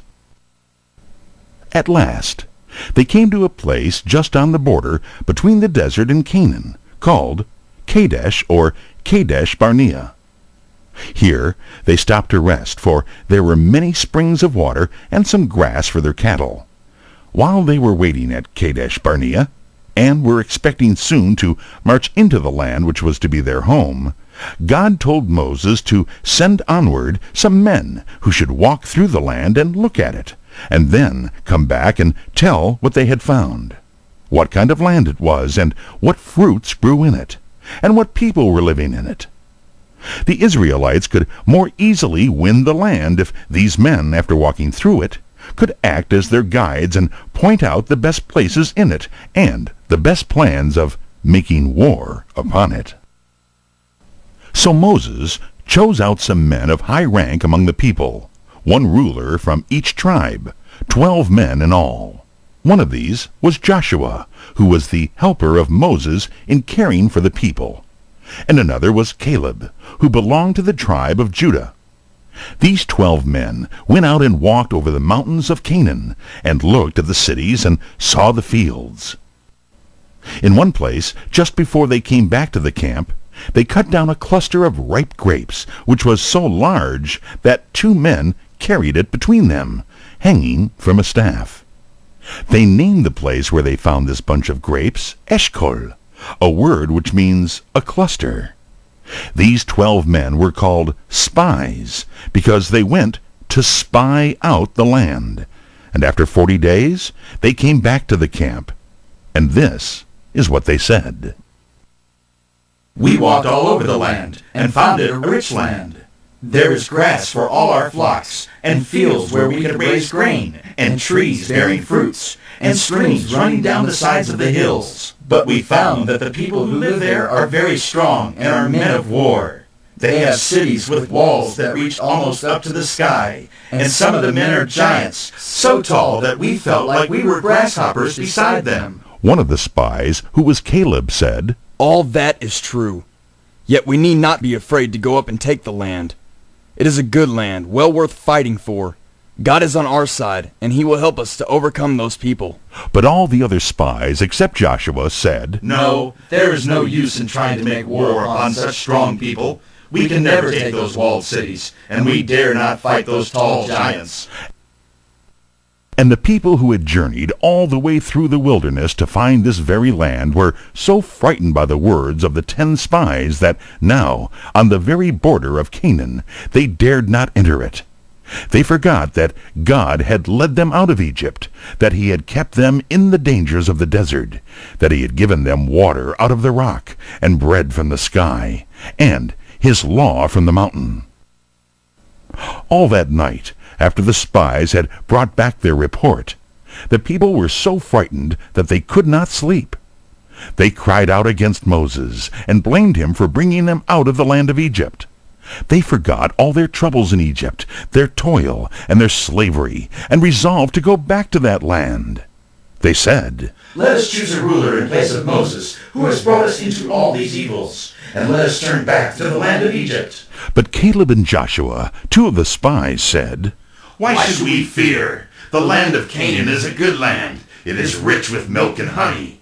If God is our friend and is with us, we can easily conquer the people who live there. Above all things, let us not rebel against the Lord, or disobey him, and make him our enemy. But the people were so angry with Caleb and Joshua that they were ready to stone them and kill them. Then, suddenly, the people saw a strange sight. The glory of the Lord, which stayed in the Holy of Holies, the inner room of the tabernacle, now flashed out and shone from the door of the tabernacle. And the Lord, out of his glory, spoke to Moses and said, How long will this people disobey me and despise me? They shall not go into the good land that I have promised them. Not one of them shall enter in, except Caleb and Joshua, who have been faithful to me. All the people who are 20 years old and over it shall die in the desert. But their little children shall grow up in the wilderness, and when they become men, they shall enter in and own the land that I promised to their fathers. You people are not worthy of the land that I have been keeping for you. Now, turn back into the desert and stay there until you die. After you are dead, Joshua shall lead your children into the land of Canaan. And because Caleb showed another spirit and was true to me and followed my will fully, Caleb shall live to go into the land and shall have his choice of a home there. Tomorrow, turn back into the desert by the way of the Red Sea. And God told Moses that for every day that the spies had spent in Canaan looking at the land, the people should spend a year in the wilderness, so that they should live in the desert 40 years instead of going at once into the promised land. When Moses told all God's words to the people, they felt worse than before. They changed their minds as suddenly as they had made up their minds. No, they all said. We will not go back to the wilderness. We will go straight into the land and see if we are able to take it, as Joshua and Caleb have said. You must not go into the land, said Moses. But the people would not obey.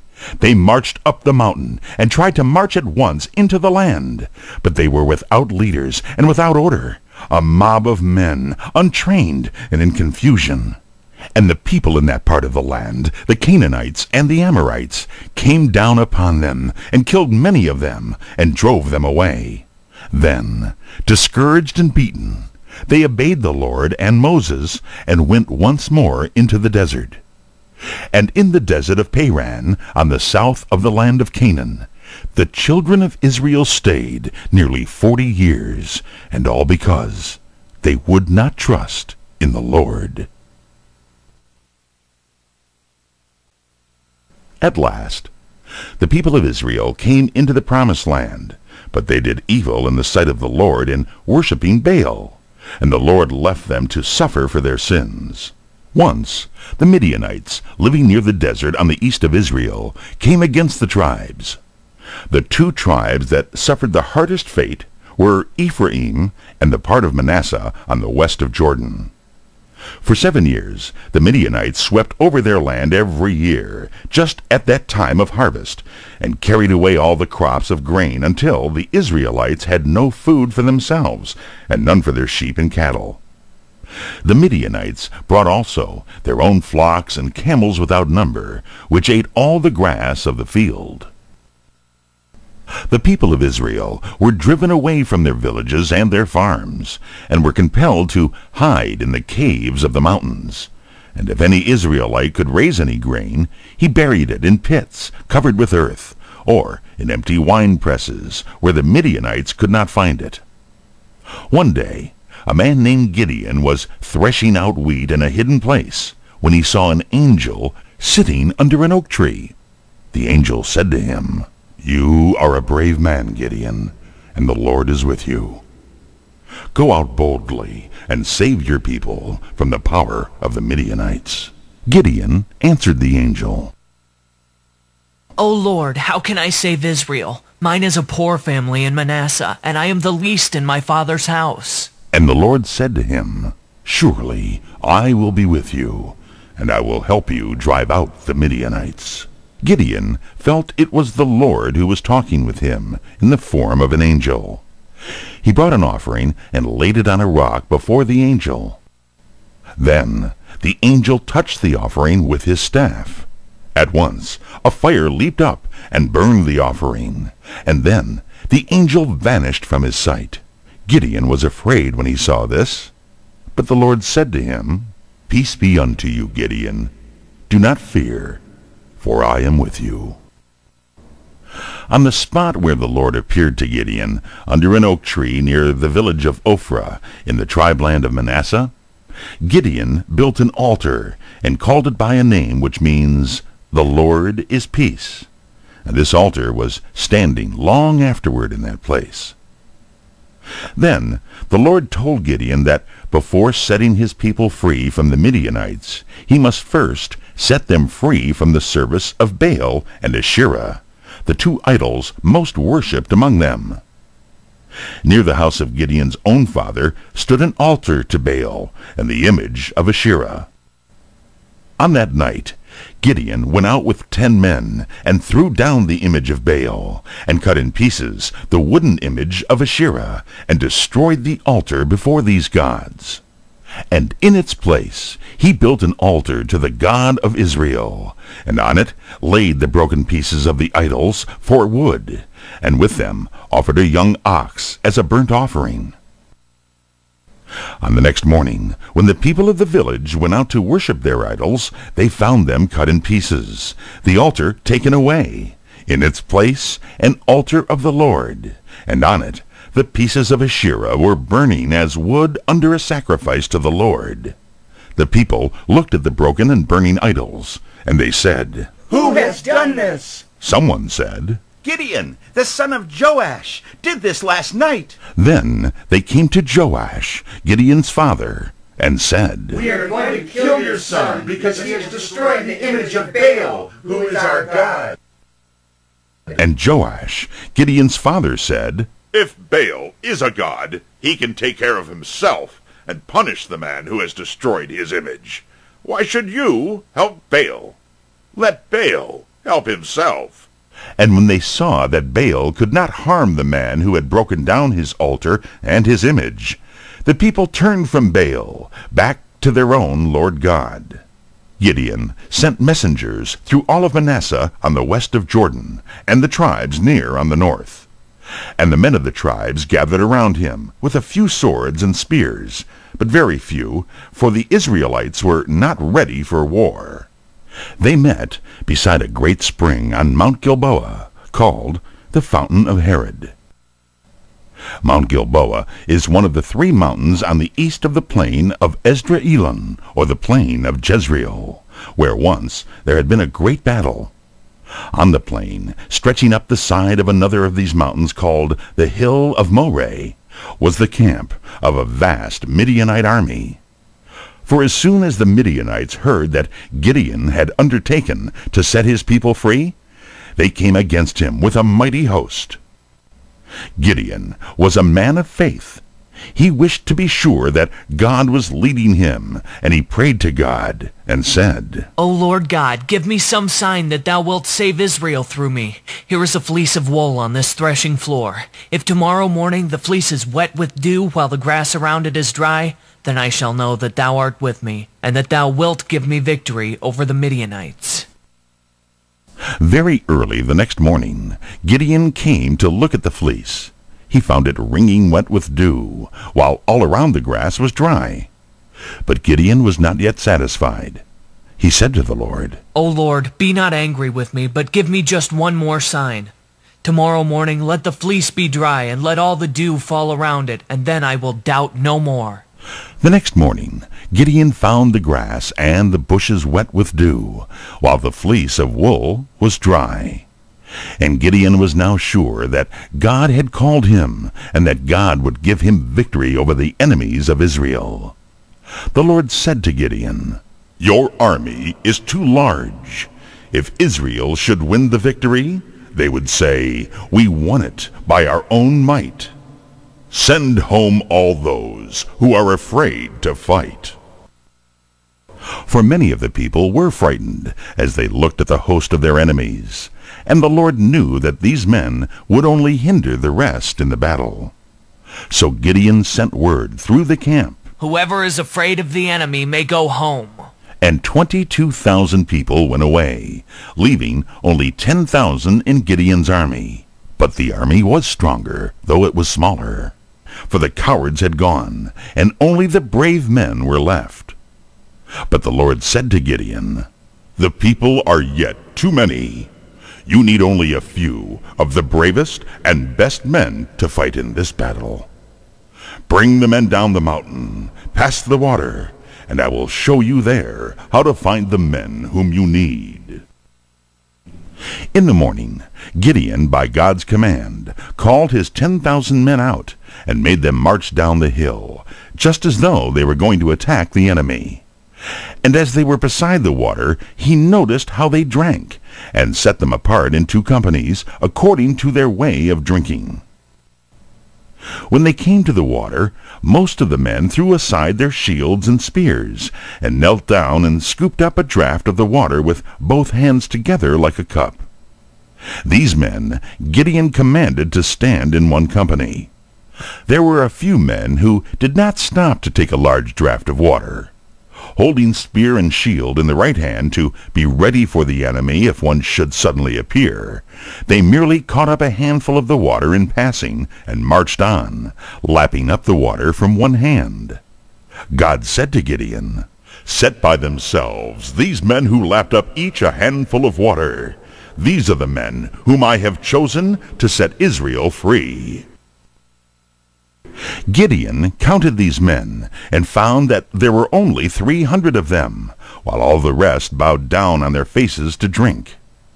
The difference between them was that the 300 were earnest men of one purpose, not turning aside from their aim even to drink, as the others did. Then, too, they were watchful men, always ready to meet their enemies. So Gideon, at God's command, sent back to the camp on Mount Gilboa all the rest of his army, nearly 10,000 men, keeping with himself only his little band of 300. Gideon's plan did not need a large army, but it needed a few careful, bold men who should do exactly as their leader commanded them. He gave to each man a lamp, a pitcher, and a trumpet, and told the men just what was to be done with them. The lamp was lighted, but was placed inside the pitcher, so that it could not be seen. He divided his men into 3 companies, and very quietly led them down the mountain in the middle of the night, and arranged them all in order around the camp of the Midianites. Then, at one moment, a great shout rang out in the darkness. "The sword of the Lord and of Gideon!" And after it came a crash of breaking pitchers, and then a flash of light in every direction. The 300 men had given the shout and broken their pitchers, so that on every side lights were shining. The men blew their trumpets with a mighty noise, and the Midianites were roused from sleep to see enemies all around them, lights beaming and swords flashing, while everywhere the sharp sound of the trumpets was heard. They were filled with sudden terror and thought only of escape, not of fighting. But wherever they turned, their enemies seemed to be standing with swords drawn. They trampled each other down to death, fleeing from the Israelites. Their own land was in the east, across the river Jordan, and they fled in that direction, down one of the valleys between the mountains. Gideon had thought that the Midianites would turn toward their own land if they should be beaten in the battle, and he had already planned to cut off their flight. The 10,000 men in the camp he had placed on the sides of the valley leading to the Jordan. There they slew very many of the Midianites as they fled down the steep pass toward the river. And Gideon had also sent to the men of the tribe of Ephraim, who had thus far taken no part in the war, to hold the only place at the river where the men could wade through the water. Those of the Midianites who had escaped from Gideon's men on either side of the valley were now met by the Ephraimites at the river, and many more of them were slain. Among the slain were 2 of the princes of the Midianites, named Oreb and Zeb. A part of the Midianite army was able to get across the river and to continue its flight toward the desert. But Gideon and his brave 300 men followed closely after them, fought another battle with them, destroyed them utterly, and took their 2 kings, Zebah and Zalmunna, whom he killed. After this great victory, the Israelites were freed forever from the Midianites. They never again ventured to leave their home in the desert to make war on the tribes of Israel. After this, as long as Gideon lived, he ruled as judge in Israel. The people wished him to make himself a king. "Rule over us as king," they said, "and let your son be king after you, and his son king after him." But Gideon said, "No, you have a king already, for the Lord God is the king of Israel. No one but God shall be king over these tribes."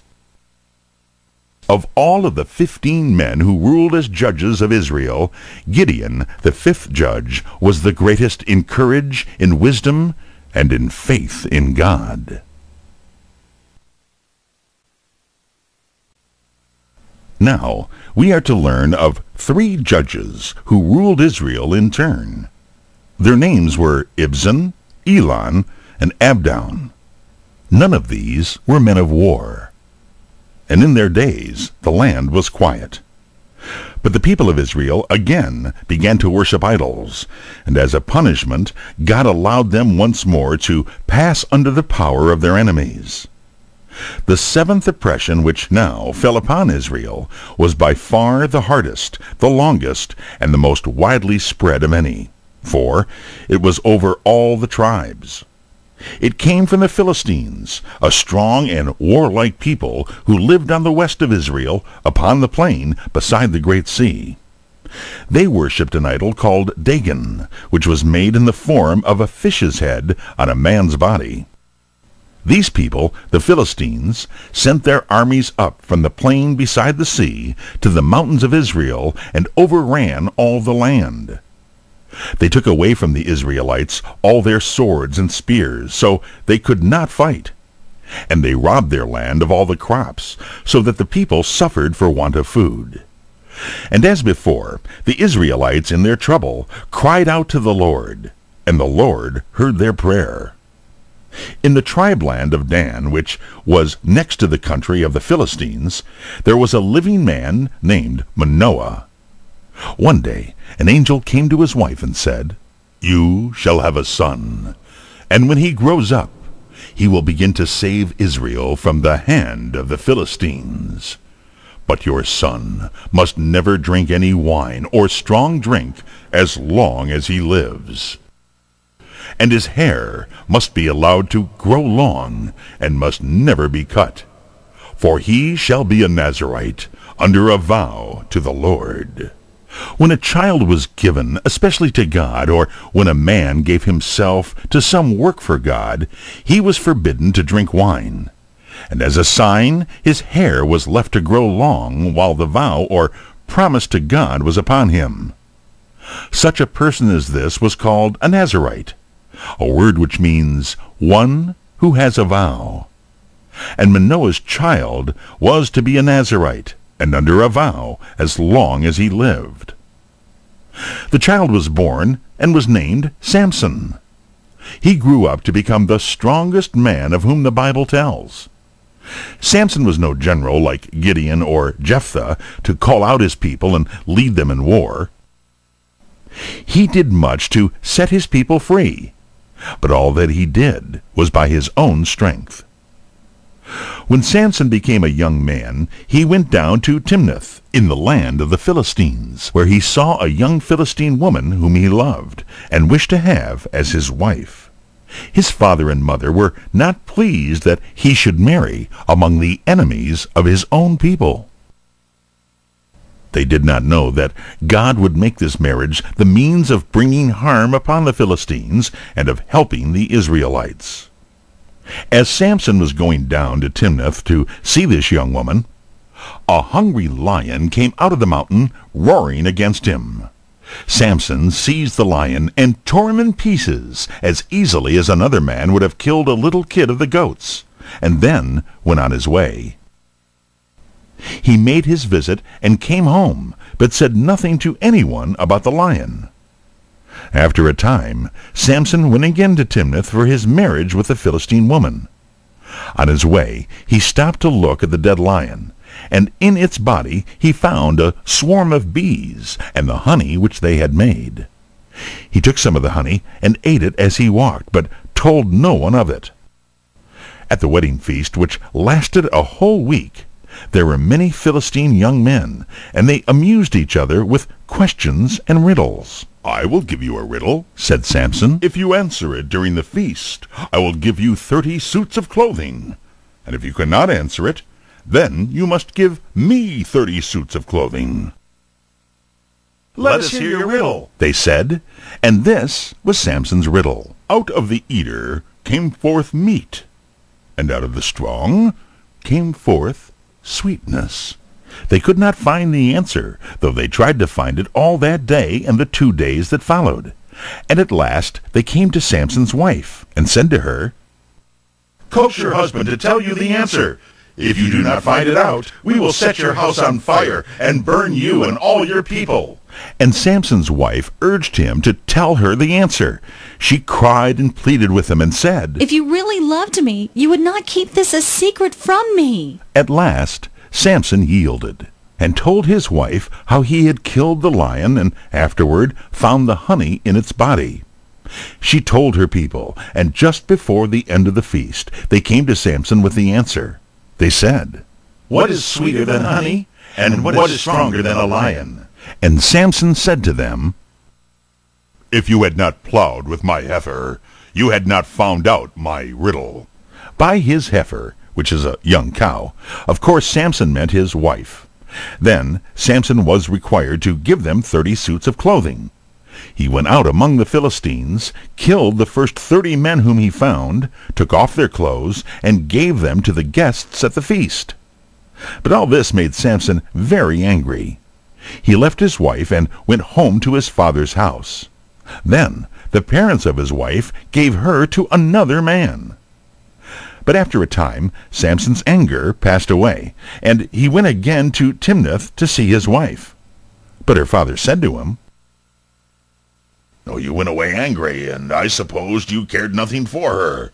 I gave her to another man, and now she is his wife. But here is her younger sister. You can have her for your wife instead. But Samson would not take his wife's sister. He went out very angry, determined to do harm to the Philistines because they had cheated him.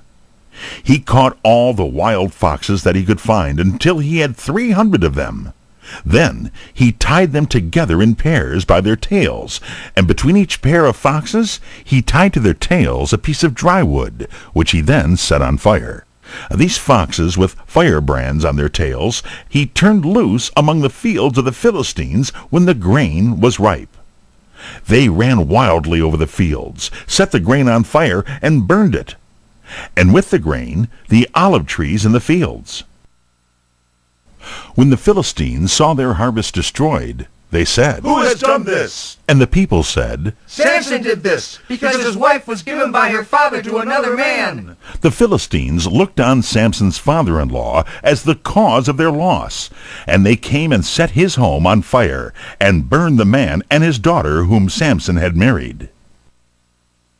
Then Samson came down again, and alone fought a company of Philistines, and killed them all as a punishment for burning his wife. After this, Samson went to live in a hollow place in a split rock, called the Rock of Edom. The Philistines came up in a great army, and overran the fields in the tribe-land of Judah. Why do you come against us? Asked the men of Judah. What do you want from us? We have come, they said, to bind Samson and to deal with him as he has dealt with us. The men of Judah said to Samson, Do you not know that the Philistines are ruling over us? Why do you make them angry by killing their people? You see that we suffer through your pranks. Now we must bind you and give you to the Philistines, or they will ruin us all. And Samson said, I will let you bind me, if you will promise not to kill me yourselves, but only to give me safely into the hands of the Philistines. They made the promise, and Samson gave himself up to them, and allowed them to tie him up fast with new ropes. The Philistines shouted for joy as they saw their enemy brought to them, led in bonds by his own people. But as soon as Samson came among them, he burst the bonds as though they had been light strings, and picked up from the ground the jawbone of an ass, and struck right and left with it as with a sword. He killed almost 1,000 of the Philistines with this strange weapon. Afterward he sang a song about it, thus: With the jawbone of an ass, heaps upon heaps, with the jawbone of an ass, have I slain 1,000 men. After this, Samson went down to the chief city of the Philistines, which was named Gaza. It was a large city, and like all large cities, was surrounded with a high wall. When the men of Gaza found Samson in their city, they shut the gates, thinking that they could now hold him as a prisoner. But in the night Samson rose up, went to the gates, pulled their posts out of the ground, and put the gates with their posts upon his shoulder. He carried off the gates of the city, and left them on the top of a hill, not far from the city of Hebron. After this, Samson saw another woman among the Philistines, and he loved her. The name of this woman was Delilah.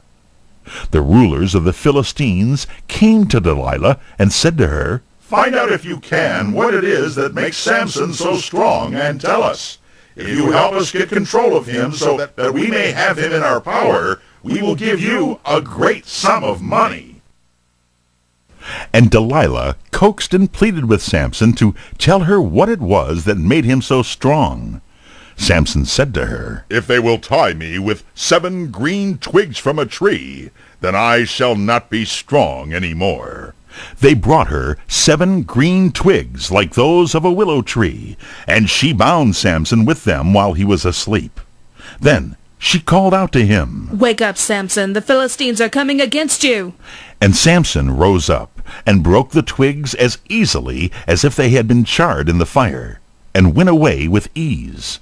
And Delilah tried again to find his secret.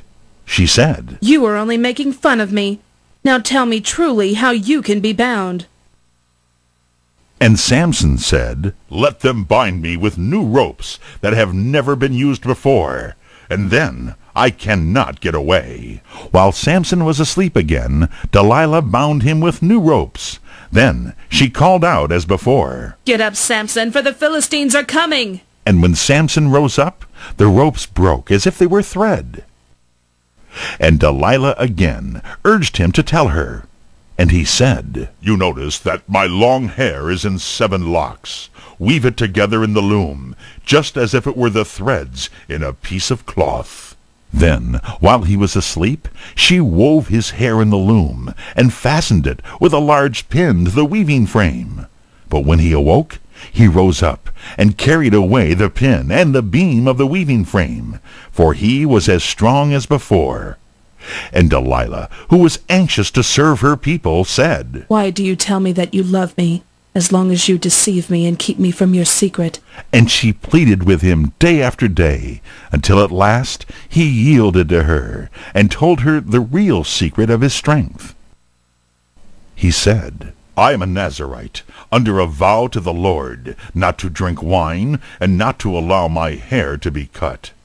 If I should let my hair be cut short, then the Lord would forsake me, and my strength would go from me, and I would be like other men." Then Delilah knew that she had found the truth at last. She sent for the rulers of the Philistines, saying, "Come up this once, and you shall have your enemy, for he has told me all that is in his heart." Then, while the Philistines were watching outside, Delilah let Samson go to sleep with his head upon her knees. While he was sound asleep, they took a razor and shaved off all his hair. Then she called out, as at other times, "Rise up, Samson, the Philistines are upon you." He awoke and rose up, expecting to find himself strong as before, for he did not at first know that his long hair had been cut off. But the vow to the Lord was broken, and the Lord had left him. He was now as weak as other men, and helpless in the hands of his enemies. The Philistines easily made him their prisoner, and that he might never do them more harm, they put out his eyes. Then they chained him with fetters, and set him to the prison at Gaza. And in the prison they made Samson turn a heavy millstone to grind grain, just as though he were a beast of burden. But while Samson was in prison, his hair grew long again, and with his hair his strength came back to him, for Samson renewed his vow to the Lord. One day a great feast was held by the Philistines in the temple of their fish god Dagon, for they said, "Our God has given us Samson, our enemy, into our hands. Let us be glad together, and praise Dagon." And the temple was thronged with people, and the roof over it was also crowded with more than 3,000 men and women. they sent for Samson to rejoice over him, and Samson was led into the court of the temple before all the people to amuse them. After a time, Samson said to the boy who was leading him, "Take me up to the front of the temple, so that I may stand by one of the pillars and lean against it." And while Samson stood between the two pillars, he prayed, "O Lord God, remember me, I pray thee, and give me strength. Only this once, O God, and help me, that I may obtain vengeance upon the Philistines for my 2 eyes." Then he placed one arm around the pillar on one side, and the other arm around the pillar on the other side. And he said, "Let me die with the Philistines." And he bowed forward with all his might, and pulled the pillars over with him, bringing down the roof and all upon it, upon those that were under it. Samson himself was among the dead, but in his death he killed more of the Philistines than he had killed during his life. Then, in the terror which came upon the Philistines, the men of Samson's tribe came down and found his dead body, and buried it in their own land. After that, it was years before the Philistines tried again to rule over the Israelites. Samson did much to set his people free, but he might have done much more if he had led his people instead of trusting alone to his own strength, and if he had lived more earnestly and not done his deeds as though he was playing pranks. There were deep faults in Samson, but at the end he sought God's help and found it, and God used Samson to set his people free. In the time of the judges in Israel, a man named Elimelech was living in the town of Bethlehem in the tribe of Judah, about 6 miles south of Jerusalem. His wife's name was Naomi, and his 2 sons were Mahlon and Chilion. For some years the crops were poor, and food was scarce in Judah. And Elimelech and his family went to live in the land of Moab, which was on the east of the Dead Sea, as Judah was on the west. There they stayed 10 years, and in that time Elimelech died. His 2 sons married women of the country of Moab, one named Orpah, the other named Ruth. But the 2 young men also died in the land of Moab, so that Naomi and her 2 daughters-in-law were all left widows. Naomi heard that God had again given good harvests and bread to the land of Judah, and she rose up to go from Moab back to her own land and her own town of Bethlehem. The 2 daughters-in-law loved her, and both would have gone with her, though the land of Judah was a strange land to them, for they were of the Moabite people. Naomi said to them, "Go back, my daughters, to your own mother's homes. May the Lord deal kindly with you, as you have been kind to your husbands and to me. May the Lord grant that each of you may yet find another husband and a happy home." Then Naomi kissed them in farewell, and the 3 women all wept together. The 2 young widows said to her, You have been a good mother to us, and we will go with you and live among your people. "No, no," said Naomi. "You are young, and I am old. Go back and be happy among your own people." Then Orpah kissed Naomi and went back to her people, but Ruth would not leave her. She said, "Do not ask me to leave you, for I never will. Where you go, I will go. Where you live, I will live. Your people shall be my people, and your God shall be my God. Where you die, I will die and be buried. Nothing but death itself shall part you and me." When Naomi saw that Ruth was firm in her purpose, she ceased trying to persuade her. So the 2 women went on together. They walked around the Dead Sea, and crossed the river Jordan, and climbed the mountains of Judah, and came to Bethlehem. Naomi had been absent from Bethlehem for 10 years, but her friends were all glad to see her again. They said, "Is this Naomi, whom we knew years ago?" Now the name Naomi means pleasant, and Naomi said, "Call me not Naomi, call me Mara, For the Lord has made my life bitter. I went out full, with my husband and 2 sons. Now I come home empty, without them. Do not call me pleasant. Call me bitter. The name Mara, which Naomi wished to be called, means bitter. But Naomi learned later that pleasant was the right name after all. There was living in Bethlehem at that time a very rich man named Boaz. He owned large fields that were abundant in their harvests, and he was related to the family of Elimelech, Naomi's husband, who had died. It was the custom in Israel when they reaped the grain, not to gather all the stalks, but to leave some for the poor people who followed after the reapers with their sickles and gathered what was left. When Naomi and Ruth came to Bethlehem, it was the time of the barley harvest, and Ruth went out into the fields to glean the grain which the reapers had left. It so happened that she was gleaning in the field that belonged to Boaz, this rich man. Boaz came out from the town to see his men reaping, and he said to them, "The Lord be with you." And they answered him, "The Lord bless you." And Boaz said to his master of the reapers, "Who is this young woman that I see gleaning in the field?" The man answered, It is the young woman from the land of Moab who came with Naomi. She asked leave to glean after the reapers and has been here gathering grain since yesterday. Then Boaz said to Ruth, "Listen to me, my daughter. Do not go to any other field, but stay here with my young women. No one shall harm you, and when you are thirsty, go and drink at our vessels of water." Then Ruth bowed to Boaz and thanked him for his kindness, all the more kind because she was a stranger in Israel. Boaz said, "I have heard how true you have been to your mother-in-law Naomi, in leaving your own land and coming with her to this land. May the Lord, under whose wings you have come, give you a reward." And at noon, when they sat down to rest and eat, Boaz gave her some of the food. And he said to the reapers, "When you are reaping, leave some of the sheaves for her, and drop out some sheaves from the bundles, where she may gather them."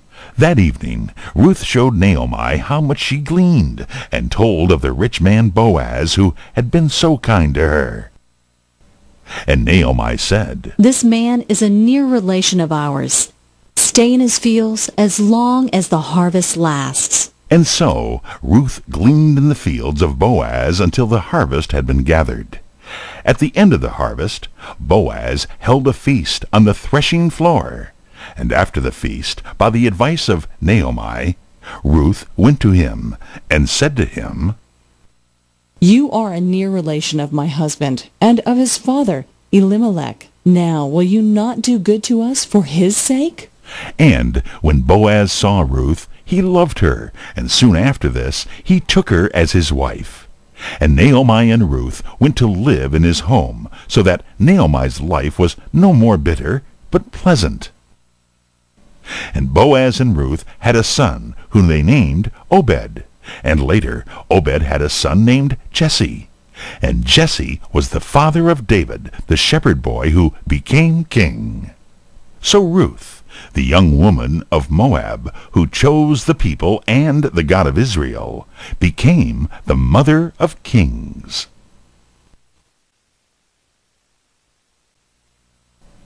Living at Ramah, in the mountains of Ephraim, there was a man whose name was Elkanah. He had 2 wives, as did many men in that time. One of these wives had children, but the other wife, whose name was Hannah, had no child. Every year Elkanah and his family went up to worship at the house of the Lord in Shiloh, which was about 15 miles from his home. And at one of these visits Hannah prayed to the Lord, saying, O Lord, if thou wilt look upon me and give me a son, he shall be given to the Lord as long as he lives. The Lord heard Hannah's prayer and gave her a little boy. And she called his name Samuel, which means asked of God, because he had been given an answer to her prayer. Samuel grew up to be a good man and a wise judge, and he made his sons judges in Israel to help him in the care of the people. But Samuel's sons did not walk in his ways. They did not try always to do justly. The elders of all the tribes of Israel came to Samuel at his home in Ramah, and they said to him, You are growing old, and your sons do not rule as well as you ruled. All the lands around us have kings. Let us have a king also, and do you choose the king for us. This was not pleasing to Samuel. He tried to make the people change their minds and showed them what trouble a king would bring them. But they would not follow his advice. They said, No, we will have a king to reign over us. So Samuel chose as their king a tall young man named Saul, who was a farmer's son of the tribe of Benjamin. When Saul was brought before the people, he stood head and shoulders above them all. And Samuel said, Look at the man who the Lord has chosen. There's not another like him among all the people.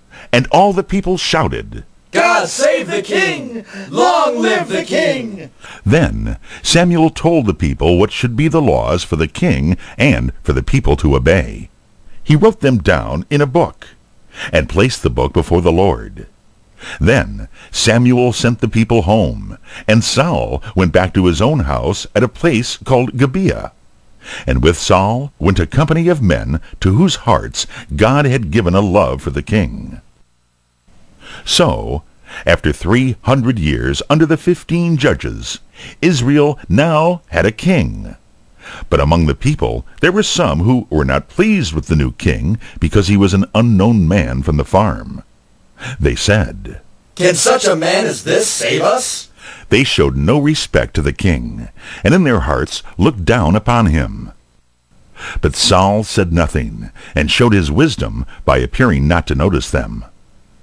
But in another thing he was not so wise. He forgot to heed the old prophet's advice and instructions about ruling wisely and doing as the Lord said. It was not long before Samuel told him that he had disobeyed God and would lose his kingdom. When Samuel told Saul that the Lord would take away the kingdom from him, he did not mean that Saul should lose the kingdom at once. He was no longer God's king, and as soon as the right man in God's sight should be found, and should be trained for his duty as king, then God would take away Saul's power and would give it to the man whom God had chosen. But it was years before this came to pass. The Lord said to Samuel, Do not weep and mourn any longer over Saul, for I have refused him as king. Fill the horn with oil, and go to Bethlehem in Judah. There find a man named Jesse, for I have chosen a king among his sons. But Samuel knew that Saul would be very angry if he should learn that Samuel had named any other man as king. He said to the Lord, How can I go? If Saul hears of it, he will kill me. The Lord said to Samuel, Take a young cow with you, and tell the people that you have come to make an offering to the Lord, and call Jesse and his sons to the sacrifice. I will tell you what to do, and you shall anoint the one whom I name to you. Samuel went over the mountains southward from Ramah to Bethlehem, about 10 miles, leading a cow. The rulers of the town were alarmed at his coming, for they feared that he had come to judge the people for some evil doing. But Samuel said, I have come in peace to make an offering and to hold a feast to the Lord. Prepare yourselves and come to the sacrifice.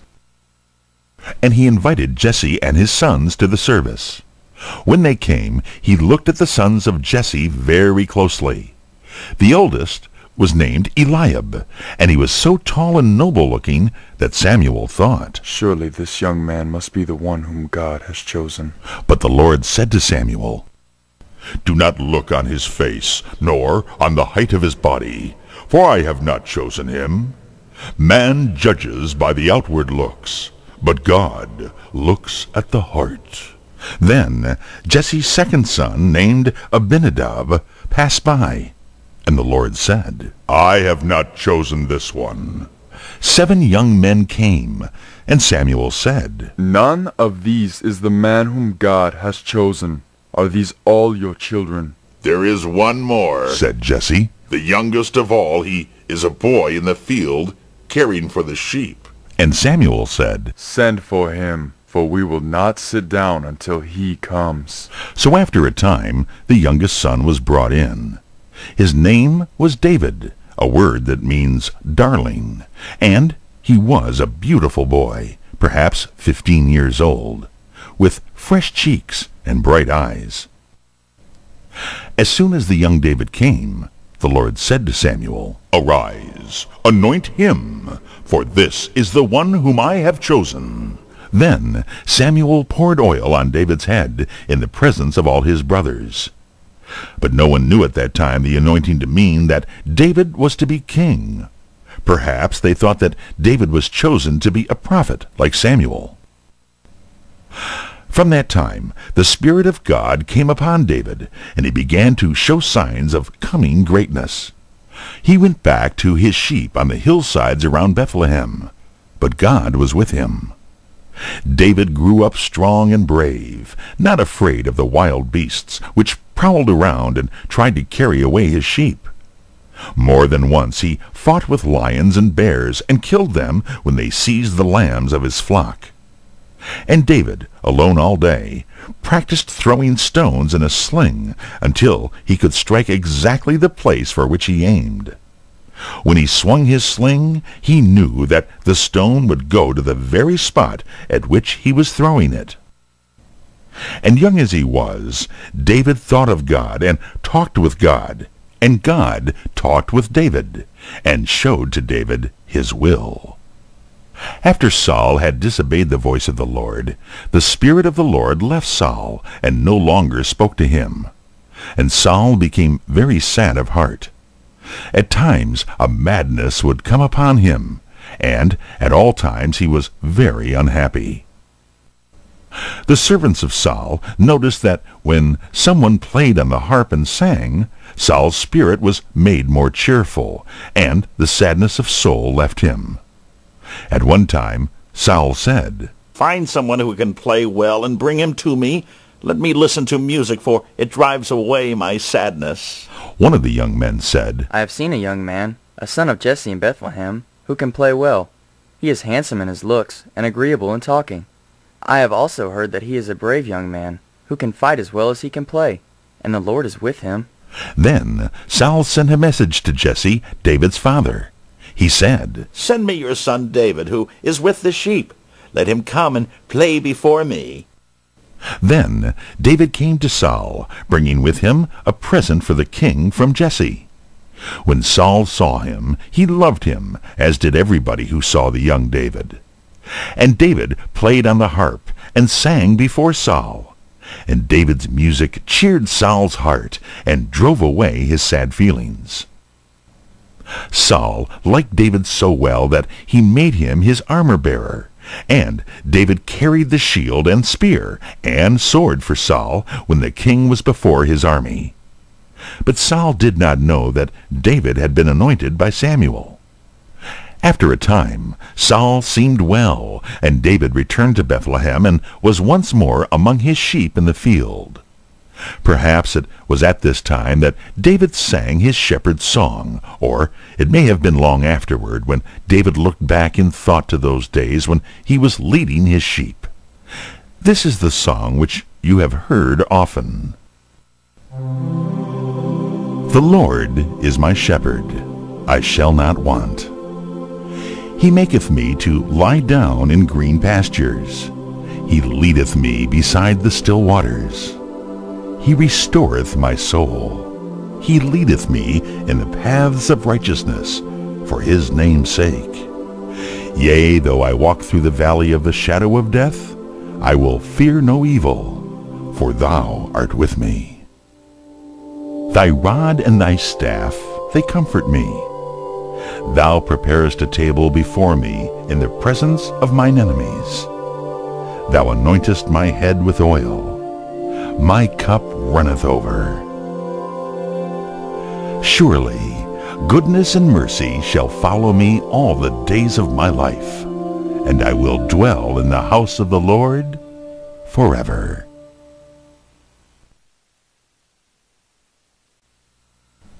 All through the reign of Saul, there was constant war with the Philistines, who lived upon the lowlands west of Israel. At one time, when David was still with his sheep, a few years after he had been anointed by Samuel, the camps of the Philistines and the Israelites were set against each other on opposite sides of the valley of Elah. In the army of Israel were the 3 oldest brothers of David. Every day a giant came out of the camp of the Philistines and dared someone to come from the Israelites' camp and fight with him. The giant's name was Goliath. He was 9 feet high, and he wore armor from head to foot, and carried a spear twice as long and as heavy as any other man could hold. And his shield-bearer walked before him. He came every day, and called out across the little valley, I am a Philistine, and you are servants of Saul. Now choose one of your men, and let him come out and fight with me. If I kill him, then you shall submit to us. And if he kills me, then we will give up to you. Come now, send out your man. But no man in the army, not even King Saul, dared to go out and fight with the giant. 40 days the camp stood against each other, and the Philistine giant continued his call. One day, old Jesse, the father of David, sent David from Bethlehem to visit his 3 brothers in the army. David came and spoke to his brothers, and while he was talking with them, Goliath the giant came out as before in front of the camp, calling for someone to fight with him. They said to one another, If any man will go out and kill this Philistine, the king will give him a great reward and a high rank. And the king's daughter shall be his wife. And David said, Who is this man that speaks in this proud manner against the armies of the living God? Why does not someone go out and kill him? David's brother Eliab said to him, What are you doing here, leaving your sheep in the field? I know that you have come down just to see the battle. But David did not care for his brother's words. He thought he saw a way to kill this boasting giant. And he said, If no one else will go, I will go out and fight with this enemy of the Lord's people. They brought David before King Saul. Some years had passed since Saul had met David, and he had grown from a boy to a man, so that Saul did not know him as the shepherd who had played on the harp before him in other days. Saul said to David, You cannot fight with this great giant. You are very young, and he is a man of war, trained from his youth. And David answered King Saul, I am only a shepherd, but I have fought with lions and bears when they have tried to steal my sheep, and I am not afraid to fight with this Philistine. Then Saul put his own armor on David, a helmet on his head, and a coat of mail on his body, and a sword at his waist. But Saul was almost a giant, and his armor was far too large for David. David said, I am not used to fighting with such weapons as these. Let me fight in my own way. So David took off Saul's armor.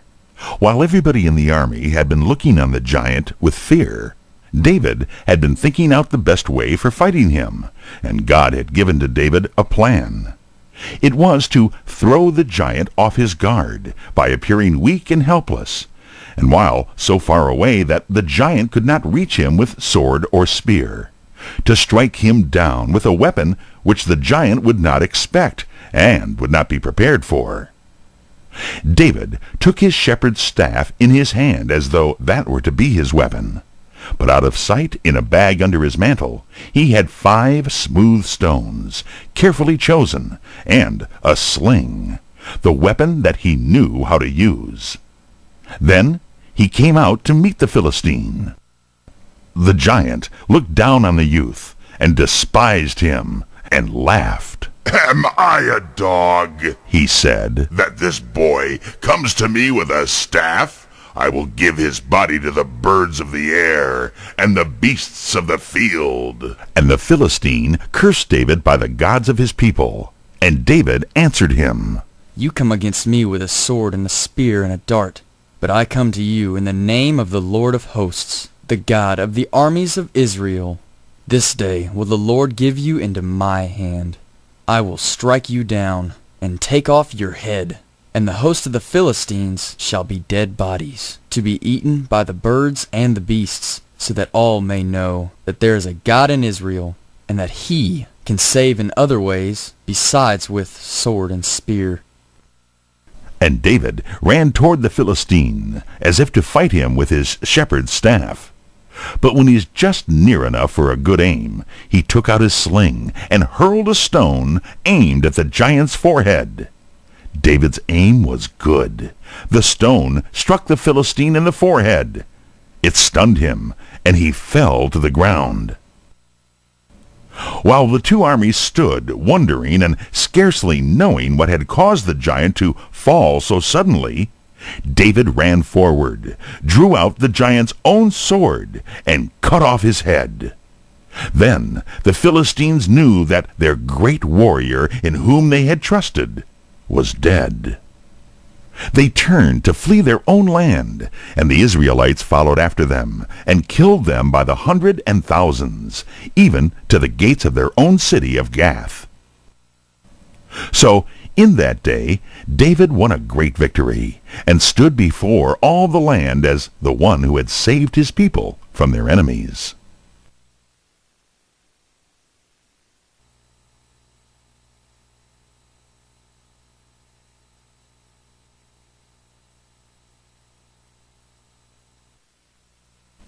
Now, Saul had a son, Jonathan, near David's own age.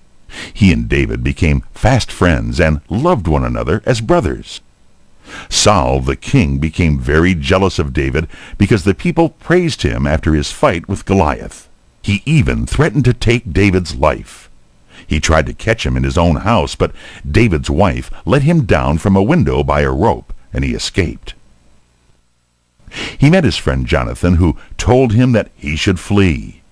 They renewed their promises of friendship, which they kept ever afterward. From this meeting with Jonathan, David went forth to be a wanderer, having no home as long as Saul lived. He found a great cave called the Cave of Adullam, and hid in it. Soon people heard where he was, and from all parts of the land, especially from his own tribe of Judah, men who were not satisfied with the rule of King Saul gathered around David. Saul soon heard that David, with a band of men, was hiding among the mountains of Judah, and that among those who aided him were certain priests. This enraged King Saul, and he ordered his guards to kill all the priests. The guards would not obey him, for they felt that it was a wicked thing to lay hands upon the priests of the Lord.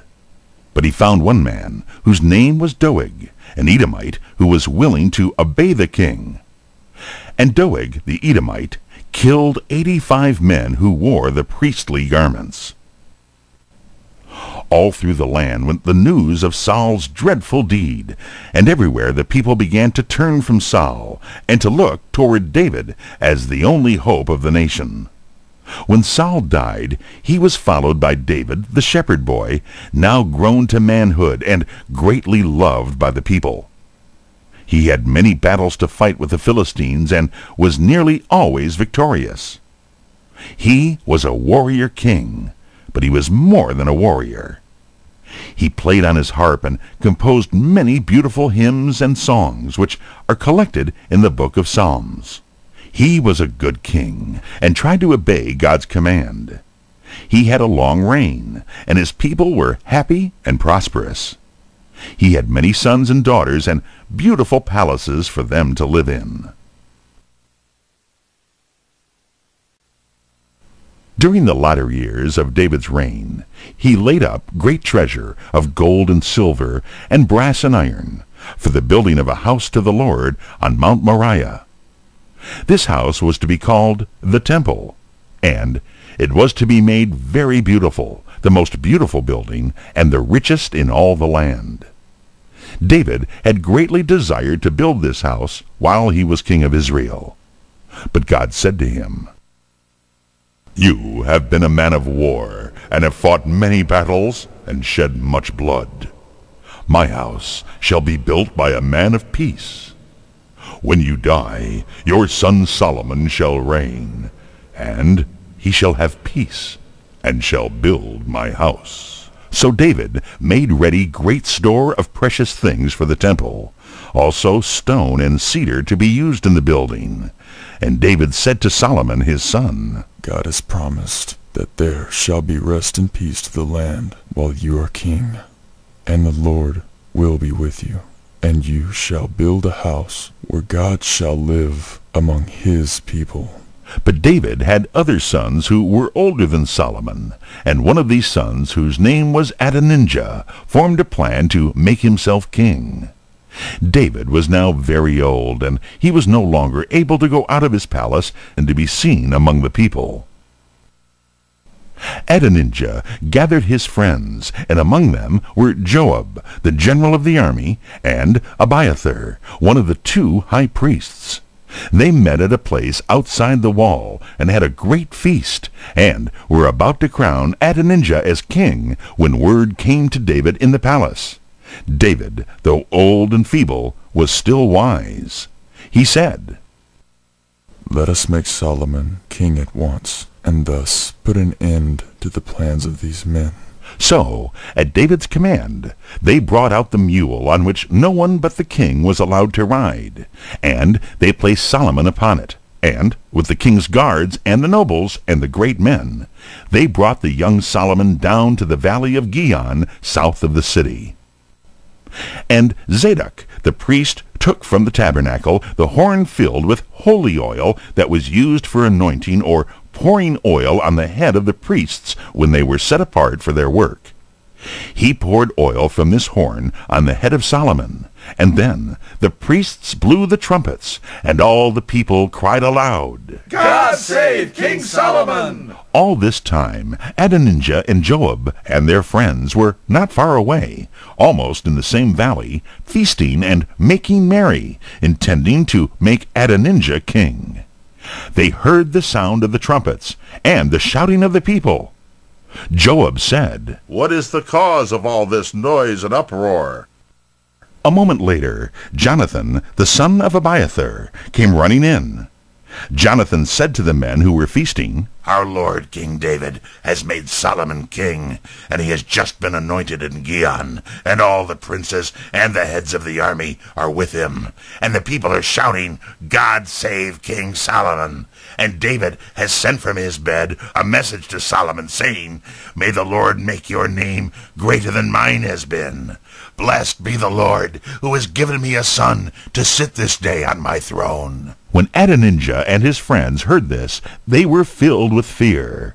Every man went at once to his house, except Adonijah. He hastened to the altar of the Lord and knelt before it, and took hold of the horns that were on its corners in front. This was a holy place, and he hoped that there Solomon might have mercy on him. And Solomon said, If Adonijah will do right and be faithful to me as king of Israel, no harm shall come to him. But if he does wrong, he shall die. Then Adonijah came and bowed down before King Solomon, and promised to obey him. And Solomon said, Go to your own house. Not long after this, David sent for Solomon, and from his bed he gave his last advice to Solomon. And soon after that, David died an old man, having reigned in all 40 years. 7 years over the tribe of Judah at Hebron, and 33 years over all Israel in Jerusalem. He was buried in great honor on Mount Zion, and his tomb remained standing for many years. The great work of Solomon's reign was the building of the house of God. It was generally called the Temple. It was built on Mount Moriah, one of the hills of Jerusalem. King David had prepared for it by gathering great stores of silver, stone, and cedar wood. The walls were made of stone, and the roof of cedar. Solomon had great ships, which visited other lands and brought precious stones and fine woods for the building. 7 years were spent in building the temple, and it was set apart to the worship of God, with beautiful ceremonies in which Solomon, in his robes of state, took part. Solomon was indeed a great king, and it was said that he was also the wisest man in all the world. He wrote many of the wise sayings in the book of Proverbs, and many more that have been lost. One of the greatest of all the kings in the 10 tribes was Jeroboam the second. Under him, the kingdom of Israel grew rich and strong. He conquered nearly all Syria and made Samaria the greatest city of all those lands. But though Syria went down, another nation was now rising to power, Assyria, on the eastern side of the river Tigris. Its capital was Nineveh, a great city, so vast that it would take 3 days for a man to walk around its walls. The Assyrians were beginning to conquer all the lands near them, and Israel was in danger of falling under their power. One of the kings who ruled over Israel was named Ahab. He provoked the anger of the Lord. His wife, Jezebel, who was a worshipper of Baal, persuaded him to build an altar to the false god. Elijah, a prophet of the Lord, was sent to him and proposed a test. 2 altars were built, one to Jehovah and one to Baal. The priests of Baal called upon their god to send down fire, but there was no answer. Then Elijah called upon the Lord God of Abraham, Isaac, and Israel, and fire came down and burnt up the offering. The people turned upon the priests of Baal and killed them all. Later, the wicked queen Jezebel coveted a vineyard for Ahab, and she caused Naboth, the owner of the vineyard, to be placed in front of the battle. When he was slain, Ahab took the vineyard. Once more, Elijah came and denounced Ahab and Jezebel, telling them that they had done wickedly, and that the Lord would punish them.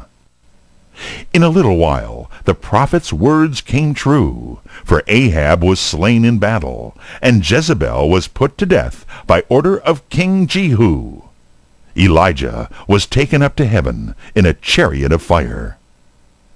There was another prophet, a companion of Elijah, whose name was Elijah, a brave and courageous man who did not fail to deliver God's message.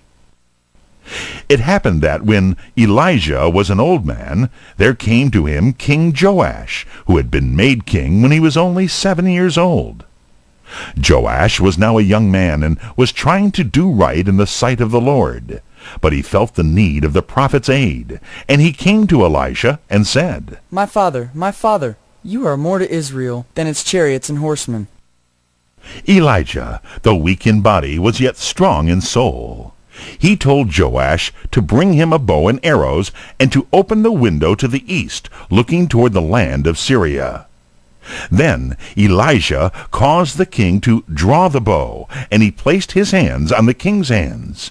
And as the king shot an arrow, Elijah said, "This is the arrow of victory over Syria.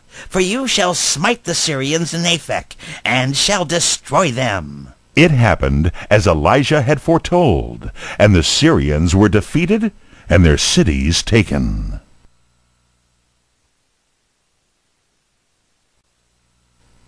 At this time, another prophet named Jonah was giving the word of the Lord to the Israelites.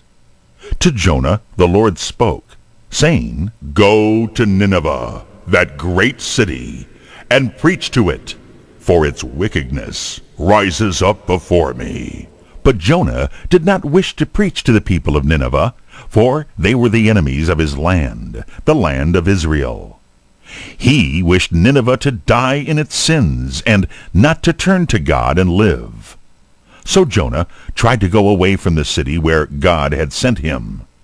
He went down to Joppa, and took a ship for Tarshish. But the Lord saw Jonah on the ship, and the Lord sent a great storm upon the sea, so that the ship seemed as though it would go to pieces. The sailors threw overboard everything on the ship, and when they could do no more, every man prayed to his God to save the ship and themselves. Jonah was now lying fast asleep, and the ship's captain came to him and said, What do you mean by sleeping in such a time as this? Awake, rise up and call upon your God. Perhaps he will hear you and save our lives. But the storm continued to rage around the ship, and they said, There is some man on this ship who has brought upon us this trouble. Let us cast lots and find who it is. Then they cast lots, and the lot fell on Jonah. They said to him all at once, Tell us, who are you? From what country do you come? What is your business? To what people do you belong? Why have you brought all this trouble upon us? Then Jonah told them the whole story, how he came from the land of Israel, and that he had fled away from the presence of the Lord. And they said to him, What shall we do to you, that the storm may cease? Then said Jonah, Take me up and throw me into the sea. Then the storm will cease, and the waters will be calm. For I know that for my sake this great tempest is upon you. But the men were not willing to throw Jonah into the sea. They rowed hard to bring the ship to the land, but they could not. Then they cried unto the Lord, and said, We pray thee, O Lord, we pray thee. Let us not die for this man's life. For thou, O Lord, hast done as it pleased thee. At last, when they could do nothing else to save themselves, they threw Jonah into the sea. At once the storm ceased, and the waves became still. Then the men on the ship feared the Lord greatly. They offered a sacrifice to the Lord, and made promises to serve him. And the Lord caused a great fish to swallow up Jonah. And Jonah was alive within the fish for 3 days and 3 nights. In the fish Jonah cried to the Lord, and the Lord caused the great fish to throw up Jonah upon the dry land. Notice all through this story that, although Jonah was God's servant, he was always thinking about himself. God protected Jonah and saved him, not because he was such a good man, but because he wanted to teach him a great lesson. By this time, Jonah had learned that some men who worshipped idols were kind in their hearts and were dear to the Lord. This was the lesson that God meant Jonah to learn. And now the call of the Lord came to Jonah a second time. Arise, go to Nineveh, that great city, and preach to it what I command you. So Jonah went to the city of Nineveh, and as he entered into it, he called out to the people, Within 40 days shall Nineveh be destroyed. And he walked through the city all day, crying out only this, Within 40 days shall Nineveh be destroyed. And the people of Nineveh believed the word of the Lord as spoken by Jonah. They turned away from their sins and fasted and sought the Lord, from the greatest of them even to the least. The king of Nineveh arose from his throne and laid aside his royal robes, and covered himself with sackcloth, and sat in ashes, as a sign of his sorrow. And the king sent out a command to his people that they should fast, and seek the Lord, and turn from sin. And God saw that the people of Nineveh were sorry for their wickedness, and forgave them, and did not destroy their city. But this made Jonah very angry. He did not wish to have Nineveh spared, because it was the enemy of his own land. And also he feared that men would call him a false prophet when his word did not come to pass. And Jonah said to the Lord, O Lord, I was sure that it would be thus, that thou wouldest spare the city, and for that reason I tried to flee away. For I know that thou wast a gracious God, full of pity, slow to anger, and rich in mercy. Now, O Lord, take away my life, for it is better for me to die than to live. And Jonah went out of the city, and built a little hut on the east side of it, and sat under its roof, to see whether God would keep the word that he had spoken. Then the Lord caused a plant with thick leaves to grow up, and to shade Jonah from the sun. And Jonah was glad, and sat under its shadow. But a worm destroyed the plant, and the next day a hot wind blew, and Jonah suffered from the heat. And again Jonah wished that he might die. And the Lord said to Jonah, You were sorry to see that plant die, though you did not make it grow, and though it came up in a night, and died in a night. And should not I have pity on Nineveh, that great city, where are more than 100,000 little children, and also many cattle, all helpless, and knowing nothing? And Jonah learned that men and women and little children are all precious in the sight of the Lord, even though they know not God.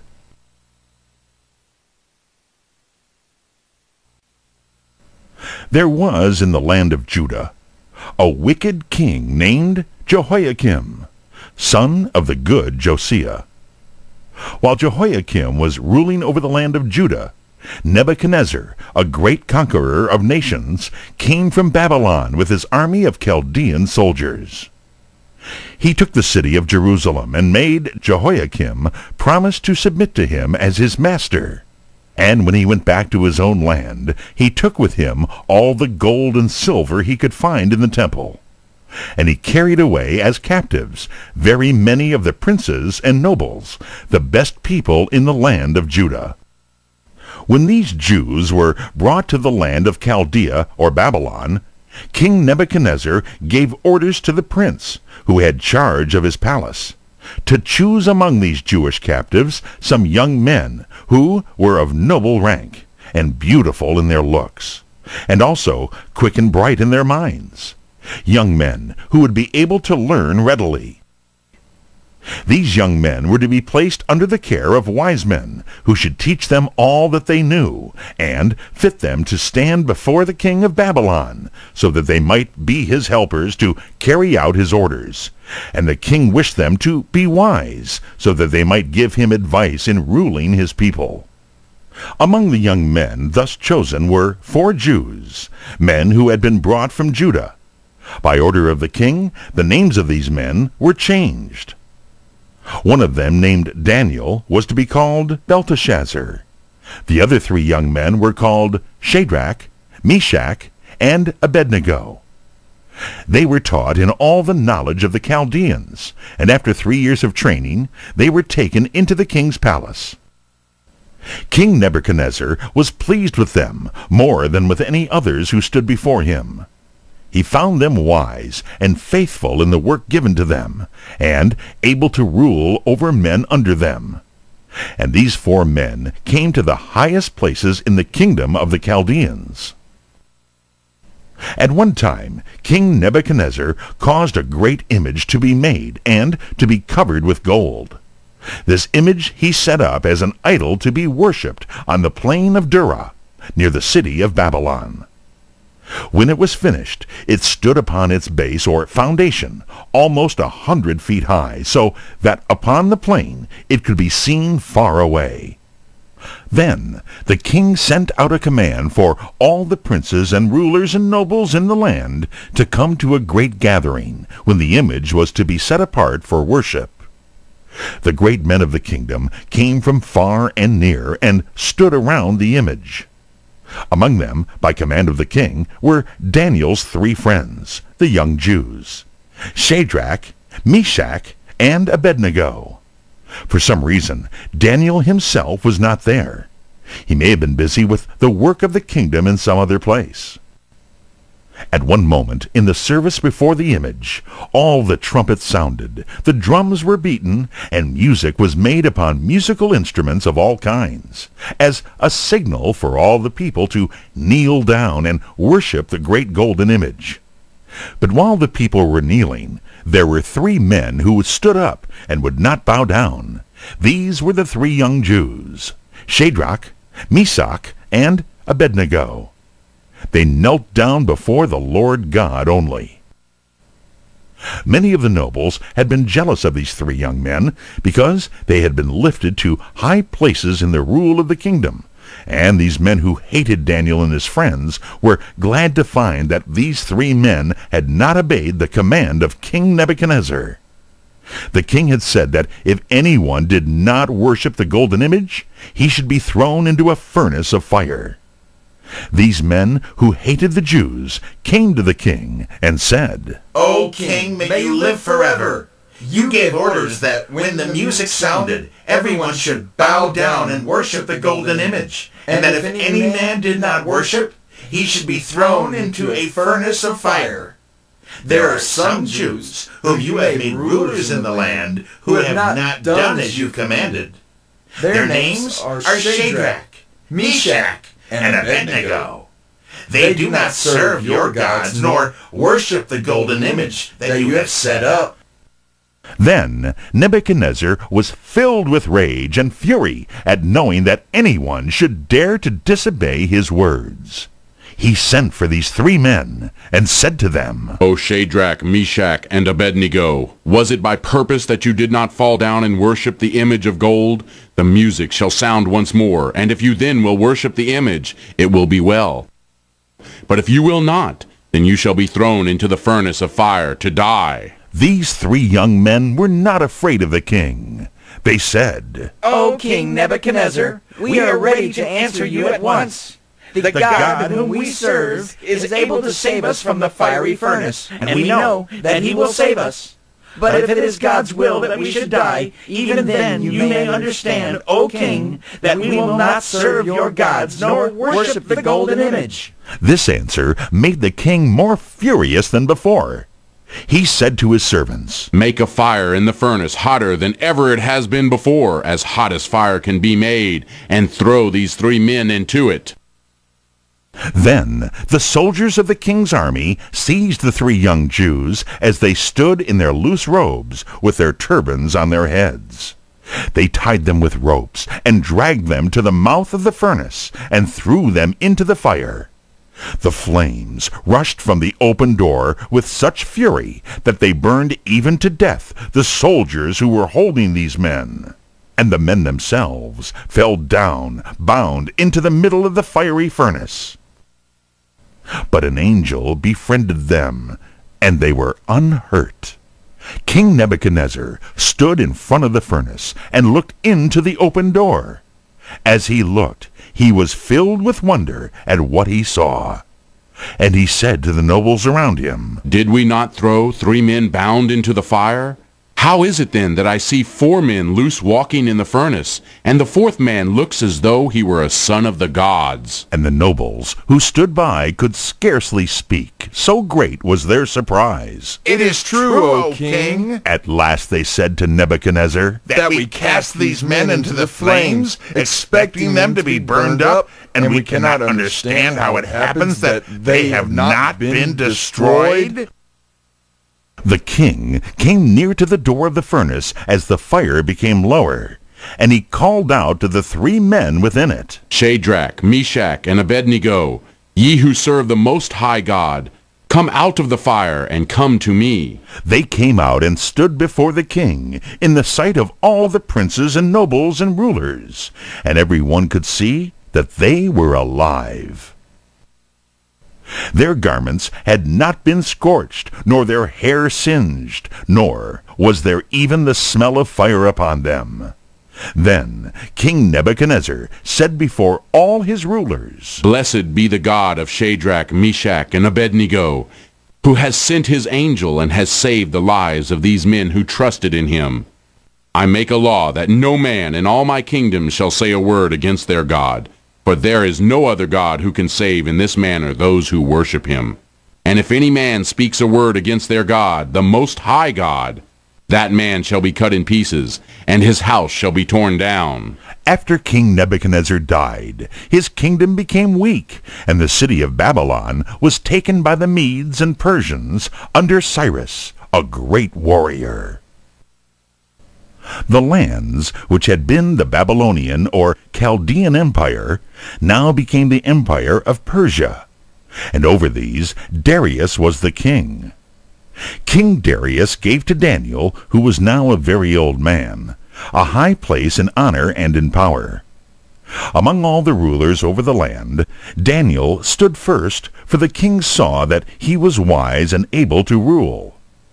This made the other princes and rulers very jealous, and they tried to find something evil in Daniel so that they could speak to the king against him. These men saw that 3 times every day Daniel went to his room and opened the window that was toward the city of Jerusalem, and looking toward Jerusalem, made his prayer to God. Jerusalem was at that time in ruins, and the temple was no longer standing.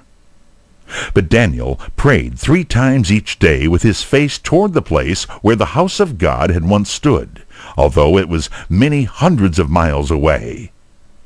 These nobles thought that in Daniel's prayers they could find a chance to do him harm, and perhaps cause him to be put to death.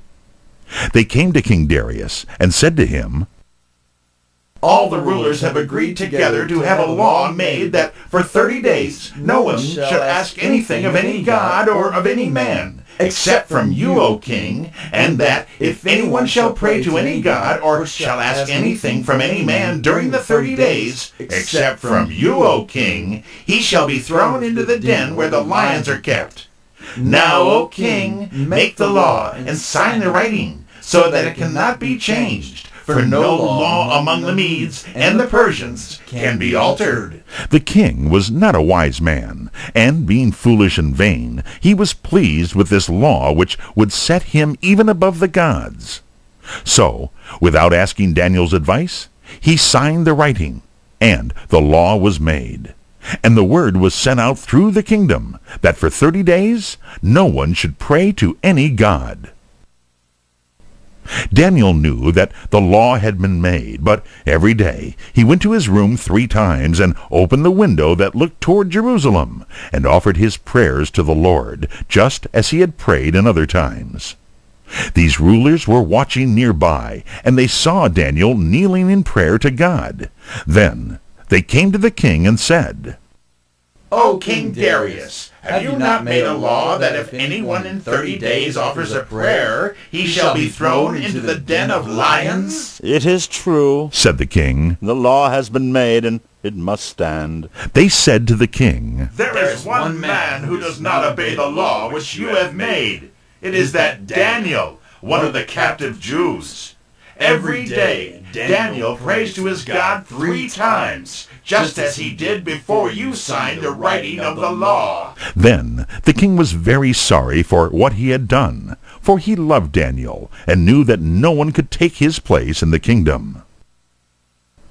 All day, until the sun went down, he tried in vain to find some way to save Daniel's life. But when evening came, these men again told him of the law that he had made, and said to him that it must be kept. Very unwillingly, the king sent for Daniel and gave an order that he should be thrown into the den of lions. He said to Daniel, Perhaps your God, who you serve so faithfully, will save you from the lions? They led Daniel to the mouth of the pit where the lions were kept, and they threw him in. And over the mouth they placed a stone, and the king sealed it with his own seal, and with the seals of his nobles, so that no one might take away the stone and let Daniel out of the den. Then the king went again to his palace, but that night he was so sad that he could not eat, nor did he listen to music as he was used to listen. He could not sleep, for all through the night he was thinking of Daniel. Very early in the morning he rose up from his bed and went in haste to the den of lions.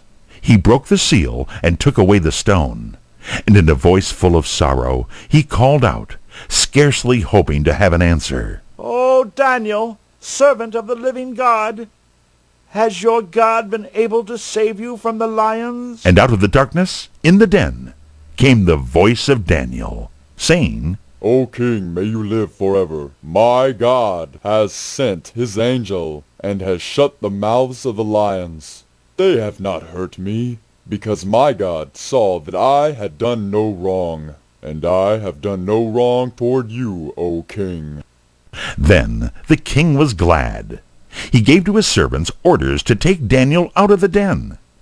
Daniel was brought out safe and without harm, because he had trusted fully in the Lord God. Then, by the king's command, they brought those men who had spoken against Daniel, and with them their wives and their children, for the king was exceedingly angry with them. They were all thrown into the den, and the hungry lions leapt upon them, and tore them in pieces, so soon as they fell upon the floor of the den.